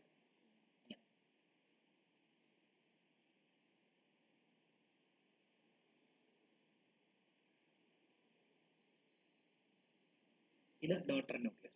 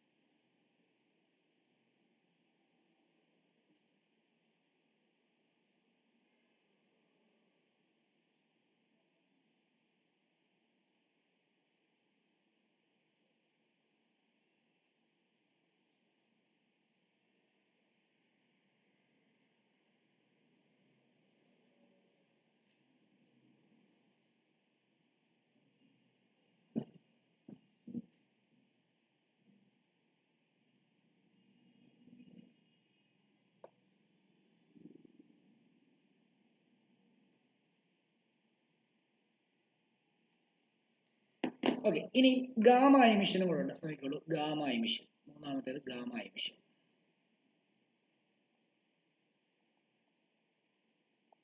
ഗാമ എമിഷൻ എന്ന് പറയുമ്പോൾ ഗാമ എമിറ്റ് ചെയ്ത് കഴിഞ്ഞാൽ അവിടെ ഒന്നും ഒരു വ്യത്യാസം സംഭവിക്കാറില്ല. അതായത് ഇപ്പൊ ഇത് ഒരു പേരന്റ് ന്യൂക്ലിയസ് ആണ്, ഇവിടെ ഗാമ എമിഷൻ നടന്നു, ഗാമ എമിഷൻ നടന്നു. പക്ഷെ ഗാമ പാർട്ടിക്കിൾ എമിറ്റ് ചെയ്ത് പുറത്തു പോകും, പക്ഷെ എന്ത് ചെയ്യത്തില്ല, അതിന്റെ അറ്റോമിക് നമ്പറിനും, അതായത് ആളും മാറും. എന്തുവാ, അതായത് ഇത് എക്സ് എക്സ് തന്നെ, എക്സ് ഇതിന്റെ എന്താണ് ഗാമ റേഡിയേഷൻ പുറത്തു പോകും, പക്ഷെ എ അതുപോലെ തന്നെ നടക്കും, ഇസഡും എന്ത് ചെയ്യും, അതേപോലെ ഒരു വ്യത്യാസമില്ല.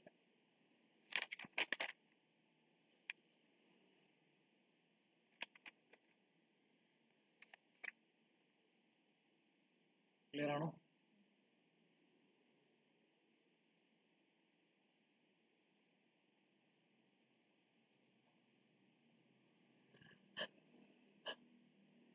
ക്ലിയർ ആണോ? ഓക്കെ ആണോ? ഇനി നോക്കിക്കോളൂ, uses of radio activity.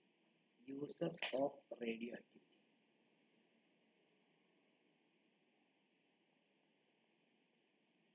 Radio isotope.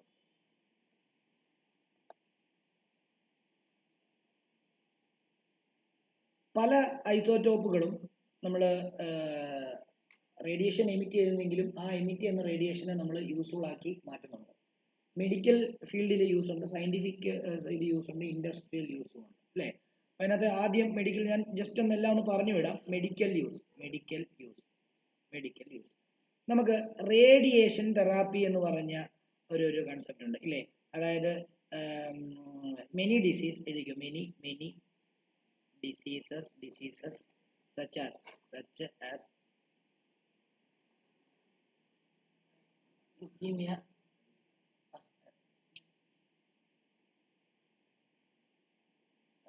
Leukaemia, അതേപോലെ തന്നെ cancer are cured by radiotherapy. Example cobalt 60.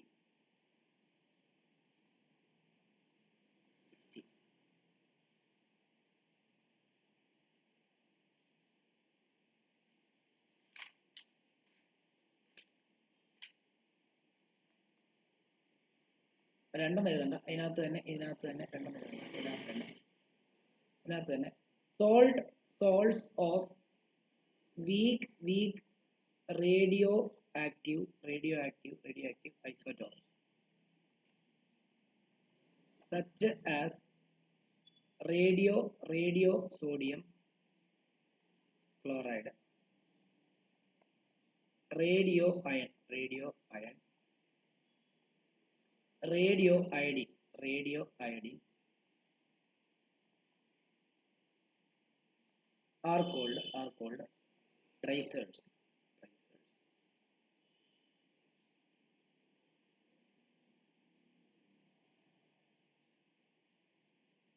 അടുത്തൊരു ഡേറ്റ് ഇട്ടിട്ട് gamma rays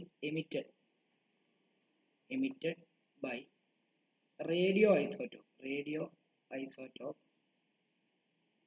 are used to sterilize bandages, dressing, syringes, etc.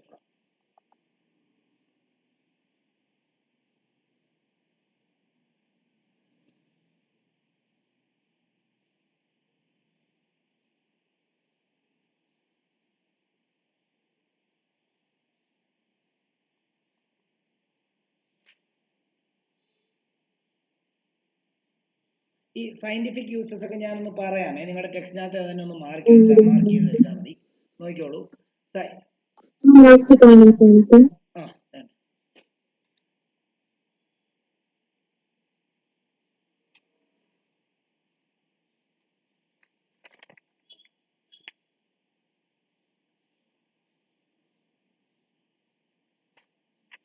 ഈ സയന്റിഫിക് യൂസസ് ഒക്കെ ഞാനൊന്ന് പറയുന്നതേ ഉള്ളേ, ഞാൻ എഴുതുന്നില്ല, നിങ്ങൾ ടെക്സ്റ്റിനകത്ത് നിന്ന് നോക്കിയാൽ മതി.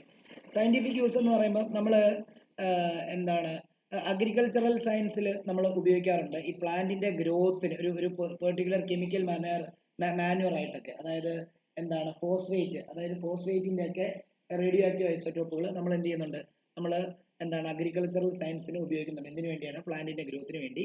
പിന്നെ അതേപോലെ തന്നെ ആർക്കിയോളജിക്കൽ, ഇപ്പൊ കാർബൺ റോക്ക് ഡേറ്റിംഗ് എന്ന് പറഞ്ഞൊരു കൺസെപ്റ്റ് ഉണ്ട്. എന്താ കാർബൺ ഡേറ്റിംഗ് എന്ന് പറഞ്ഞാൽ? എന്താ അതായത് ഒരു പഴയ ഡെഡ് റിമെയിൻസ്, ഇപ്പം ഡൈനോസർ ഒക്കെ എത്ര വർഷം മുമ്പ് ജീവിച്ചതാണ് എന്നൊക്കെ ഉള്ളതിന്റെ കണ്ടന്റ്, അല്ലെങ്കിൽ ഈ പറഞ്ഞ പോലെ തന്നെ ഒരു കുഴിച്ചപ്പോൾ നമുക്ക് എന്തെങ്കിലുമൊക്കെ ഇത് കിട്ടി, അത് എത്ര വർഷം മുമ്പ് വഴക്കമുള്ളതാണെന്നൊക്കെ ഉണ്ടെങ്കിൽ അതിലെ കാർബൺ കണ്ടന്റ് വെച്ചിട്ട് നമുക്ക് എന്ത് ചെയ്യാൻ പറ്റും, അറിയാൻ പറ്റും.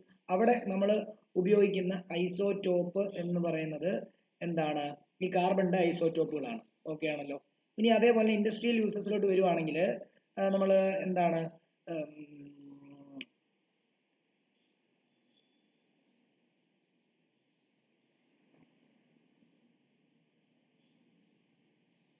ഈ പേപ്പറിന്റെ തിക്നെസ് ഒക്കെ കൺട്രോൾ ചെയ്യാൻ പ്ലാസ്റ്റിക്കിന്റെ മെറ്റൽ ഷീറ്റിന്റെ ഒക്കെ മാനുഫാക്ചറിനൊക്കെ നമ്മൾ എന്ത് ഉപയോഗിക്കാറുണ്ട്? ബീറ്റ റേഡിയേഷൻസ് ഉപയോഗിക്കാറുണ്ട്. അതേപോലെ തന്നെ ഈ മെഷീൻ പാർട്ടിന്റെ മണ്ടയ്ക്ക് ചാർജസ് അക്യുമുലേറ്റ് ചെയ്യുന്നത് നിർത്താൻ വേണ്ടി നമുക്ക് ഈ റേഡിയോ ആക്റ്റീവ് ഐസോട്ടോപ്പ് പലയിടത്തും യൂസ് ചെയ്യാനായിട്ട് പറ്റും. അപ്പൊ അതൊക്കെയാണ് ജസ്റ്റ് അതിൽ ഏറ്റവും ഇമ്പോർട്ടന്റ് ഈ മെഡിസിനൽ യൂസിന്റെ ആണ് കൂടുതലും ക്വസ്റ്റ്യൻ ചോദിക്കുന്നത്. പിന്നെ ഹാംഫുൾ എഫക്ട് ഓഫ് റേഡിയേഷൻ എന്ന് പറഞ്ഞൊരു ടോപ്പിക് ഉണ്ട്.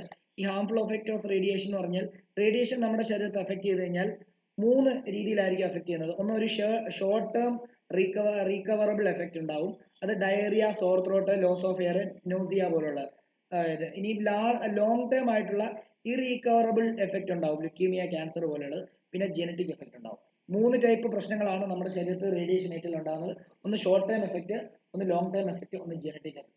ഷോർട്ട് ടേം എഫക്ട് എന്ന് പറയുമ്പോൾ നമുക്ക് വയറിളക്കം, അതേപോലെ തന്നെ മുടി കൊഴിയുക, അതേപോലെ തന്നെ സോർ ത്രോട്ട്, അതേപോലെ തന്നെ എന്താ ന്യൂസിയ, അങ്ങനെയുള്ള കണ്ടീഷൻസ് ഒക്കെയാണ് ഉണ്ടാകുന്നത്. ലോങ് ടേം ആണെങ്കിൽ നമുക്ക് ക്യാൻസറും ലുക്കീമിയം പോലുള്ള ബ്ലഡ് ക്യാൻസർ ഒക്കെ ഉണ്ടാവും. പിന്നെ ജനറ്റിക് ആണെങ്കിൽ നമ്മുടെ ജീനിനെ തന്നെ മാറ്റിക്കളയും, അങ്ങനെയുള്ള പല പ്രശ്നങ്ങളും ഉണ്ടാവും. ഓക്കെ ആണല്ലോ. പിന്നെ ഈ പ്രഗ്നന്റ് വുമൻസ് ഒക്കെ എക്സ്റേയിൽ ലോങ് ടൈം എക്സ്പോഷർ നടത്തി കഴിഞ്ഞ് കഴിഞ്ഞാൽ ആ ചൈൽഡിനെ അത് അഫക്ട് ചെയ്യും. അത് 40% ക്യാൻസർ വരാനുള്ള സാധ്യത കൂട്ടും. ഓക്കെ ആണല്ലോ. പിന്നെ അങ്ങനെയുള്ള പല പ്രശ്നങ്ങളുണ്ട്. പിന്നെ അതേപോലെ തന്നെ ഈ എക്സ്റേ നമ്മുടെ ശരീരത്തിൽ വീണ് കഴിഞ്ഞാൽ നമ്മുടെ ശരീരത്തിലുള്ള ബ്ലഡ് സെല്ലുകളെയും അതേപോലെ ഇൻഡസ്ട്രൈനൽ ട്രാക്കിലുള്ള പല സെല്ലുകളെയും ഹെയർ സെല്ലുകളെയും ഒക്കെ എന്ത് ചെയ്യും? നശിപ്പിക്കും. അത് ഈവൻ നമ്മുടെ DNA ക്കകത്തും എന്തുണ്ടാവും? മാറ്റങ്ങൾ ഉണ്ടാക്കും എന്നുള്ള കാര്യം ആലോചിക്കാം. ഓക്കെ ആണല്ലോ.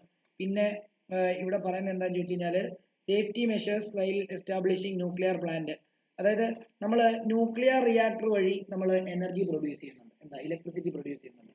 അതായത് ഈ ന്യൂക്ലിയർ ഫിഷനും ഫ്യൂഷനും നടത്തിയിട്ട് അതിൽ നിന്ന് കിട്ടുന്ന എനർജി ഉപയോഗിച്ചിട്ട് ടർബൈൻ റൊട്ടേറ്റ് ചെയ്തിട്ട് എന്ത് ചെയ്യുന്നുണ്ട്, എനർജി ഇതുണ്ടാക്കുന്നുണ്ട്. പക്ഷെ ഒരു പ്രശ്നം എന്ന് പറഞ്ഞു കഴിഞ്ഞാൽ ഈ ന്യൂക്ലിയർ പവർ പ്ലാന്റിൽ എടുക്കേണ്ട എന്താണ്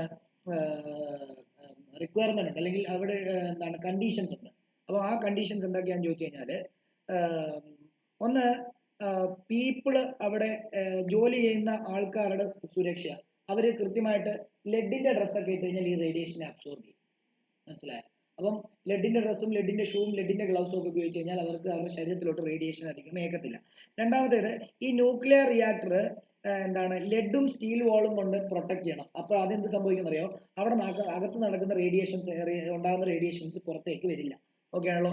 ഇനി അതേപോലെ തന്നെ എന്താണ് ഒരു കൂളിംഗ് സിസ്റ്റം ഉണ്ടാകണം. കാരണം ഇവിടെ ഹ്യൂജ് എമൗണ്ട് ഓഫ് ഹീറ്റ് ആണ് ഉണ്ടാകുന്നത്. അപ്പോൾ അതിന്റെ ചുറ്റിനും ഒരു കൂളിംഗ് സിസ്റ്റം ഉണ്ടായില്ലെങ്കിൽ എന്ത് സംഭവിക്കും, പ്രശ്നങ്ങളുണ്ടാകും, പൊട്ടിത്തെറിയൊക്കെ ഉണ്ടാകാനുള്ള സാധ്യതയുണ്ട്. പിന്നെ അവിടെ ഞാൻ പറഞ്ഞു, അവിടെ ജോലി ചെയ്യുന്ന ആൾക്കാർക്ക് ലെഡ് ലൈൻഡ് അപ്രോൺസും ലെഡ് ഗ്ലൗസും ഒക്കെ നൽകുക.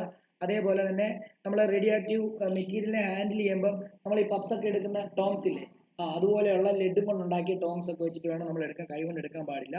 പിന്നെ എന്താണ് safety limit for each type of radiation is known. അതായത് എല്ലാവരെയും കേഷ്യസ് ആക്കുക. എന്താ അവിടെ ജോലി ചെയ്യുന്ന ആൾക്കാർ, നിങ്ങൾ ഇത്ര റേഡിയേഷനിൽ കൂടുതൽ നിങ്ങൾ ഏറ്റു കഴിഞ്ഞാൽ നിങ്ങൾക്ക് എന്താണ് ഇങ്ങനെയുള്ള പ്രശ്നങ്ങളൊക്കെ ഉണ്ടാകുന്നുള്ള കാര്യം മനസ്സിലാക്കുക. പിന്നെ അതേപോലെ തന്നെ radioactive substance must be kept in thick lead container with a very narrow opening. അതായത് നിങ്ങൾ സ്റ്റോർ ചെയ്യുകയാണെങ്കിൽ ലെഡ് കണ്ടെയ്നറിനകത്ത് മാത്രമേ സ്റ്റോർ ചെയ്യാവൂ. കാരണം ലെഡ് മാത്രമേ എന്ത് ചെയ്യത്തുള്ളൂ, ഈ റേഡിയേഷനെ അബ്സോർബ് ചെയ്യത്തുള്ളൂ. അല്ലെങ്കിൽ എന്ത് ചെയ്ത് പുറത്തേക്ക് എമിറ്റ് ചെയ്തിട്ടുണ്ടെങ്കിൽ വലിയ പ്രശ്നങ്ങളാണ്. പിന്നെ ന്യൂക്ലിയർ മെറ്റീരിയൽ വേസ്റ്റിനെ നമ്മൾ കൃത്യമായിട്ട് ഡിസ്പോസ് ചെയ്യണം ഈ എനർജി ഉണ്ടാക്കി കഴിഞ്ഞിട്ട്. അല്ലെങ്കിൽ ഈ പറഞ്ഞ പോലെ തന്നെ എന്താ വലിയ പ്രശ്നങ്ങളുണ്ടാകും. അത് അണ്ടർഗ്രൗണ്ട് സ്റ്റോറിൽ കൊണ്ടുപോയിട്ട് എന്ത് ചെയ്യണം, അതിനെ കൃത്യമായിട്ട് ഡിസ്പോസ് ചെയ്യണം എന്നാണ് പറയുന്നത്. പിന്നെ ബാക്ക്ഗ്രൗണ്ട് റേഡിയേഷൻ കൊണ്ട് ഇവിടെ പറയാനായിട്ട്, ഈ ബാക്ക്ഗ്രൗണ്ട് റേഡിയേഷൻ എന്ന് പറഞ്ഞു കഴിഞ്ഞാൽ രണ്ട് ടൈപ്പ് ഓഫ് സോഴ്സ് ആണ് ബാക്ക്ഗ്രൗണ്ട് റേഡിയേഷൻ. ബാക്ക്ഗ്രൗണ്ട് റേഡിയേഷൻ എന്താണെന്ന് അറിയാമോ? ബാക്ക്ഗ്രൗണ്ട് റേഡിയേഷൻ അത് radioactive radiation to which we all are exposed even in the absence of visible radioactive source. നമുക്ക് ഇപ്പൊ നമ്മൾ രാവിലെ നമ്മൾ നടക്കുന്ന സമയത്ത് നമ്മൾ ബാക്ക്ഗ്രൗണ്ട് റേഡിയേഷന് എന്ത് ചെയ്യുക, എക്സ്പോസ് ചെയ്യുക. സൂര്യനിൽ നിന്ന് വരുന്നതൊക്കെ റേഡിയേഷൻസ് ആണ്, മനസ്സിലായോ? അപ്പം രണ്ട് ടൈപ്പ് ബാക്ക്ഗ്രൗണ്ട് റേഡിയേഷന്റെ സോഴ്സ് ആണുള്ളത്. ഒന്ന് ഇന്റേണൽ സോഴ്സ്, അത് ഈ radio active substance like potassium, carbon, radium ഒക്കെ നമ്മുടെ ബോഡിയിൽ പ്രസന്റ് ചെയ്യുന്നത്. രണ്ടാമത്തേത് എക്സ്റ്റേണൽ സോഴ്സ്, കോസ്മിക് റേ, അതേപോലെ വെളിയിൽ നിന്നും വരും സോളാർ റേഡിയേഷന്, ഇങ്ങനെയുള്ള സംഭവങ്ങളാണ്. അപ്പം നമ്മുടെ ശരീരത്തിൽ നിന്ന് അകത്ത് തന്നെ നിന്നുണ്ടാകുന്ന റേഡിയേഷൻസ് ഉണ്ട് അവിടെ, എന്നാൽ എക്സ്റ്റേണൽ സോഴ്സ് വഴി ഉണ്ടാകുന്ന റേഡിയേഷനും ഉണ്ട്. ഇത് നമ്മൾ അറിഞ്ഞോ അറിയാതെ നമ്മൾ എല്ലാ ദിവസവും എന്ത് ചെയ്തുകൊണ്ടിരിക്കുക, ഈ റേഡിയേഷൻ എക്സ്പോസ് ചെയ്തുകൊണ്ടിരിക്കുക. ഓക്കെ ആണല്ലോ. ഇങ്ങനെയുള്ള റേഡിയേഷനെയാണ് നമ്മൾ എന്തെന്ന് പറയുന്നത്, ബാക്ക്ഗ്രൗണ്ട് റേഡിയേഷൻ എന്ന് പറയുന്നത്. ഇപ്പം സൂര്യന്റെ ഇപ്പം വെയിലത്തൊക്കെ പകൽ നടക്കലെന്ന് നമ്മൾ പറയത്തില്ലേ, കാരണം ഇപ്പം ഓസോൺ പാളികളൊക്കെ ഒത്തിരി വിള്ളലുകൾ വീണിട്ട് ഡയറക്റ്റ് യു വി റേസ് നമ്മുടെ ഭൂമിയിലേക്ക് പതിക്കുക. നമ്മുടെ ശരീരത്തൊക്കെ അത് വന്ന് വീണ് കഴിഞ്ഞാൽ നമ്മുടെ സെല്ലിന്റെ ഘടനയിലൊക്കെ മാറ്റം ഉണ്ടാവും, അത് വലിയ പ്രശ്നത്തിന് കാരണക്കാരാവും. ഓക്കെ ആണല്ലോ. അത് ഞാൻ എഴുതിപ്പിക്കുന്നില്ല, അത് ബാക്ക്ഗ്രൗണ്ട്, ഇതിനകത്ത് ഏറ്റവും ഇമ്പോർട്ടന്റ് ആയിട്ടുള്ളത് ബാക്ക്ഗ്രൗണ്ട് റേഡിയേഷൻ ആണ്, പഠിക്കണം. ആ യൂസും വായിച്ചു നോക്കുക. അതേപോലെ സേഫ്റ്റി പ്രിക്കോഷൻസും കൂടെ ഒന്ന് നോക്കുക. ഞാൻ ഇന്ന് തൽക്കാലം ഇങ്ങനെ നിർത്തുകയാണ്.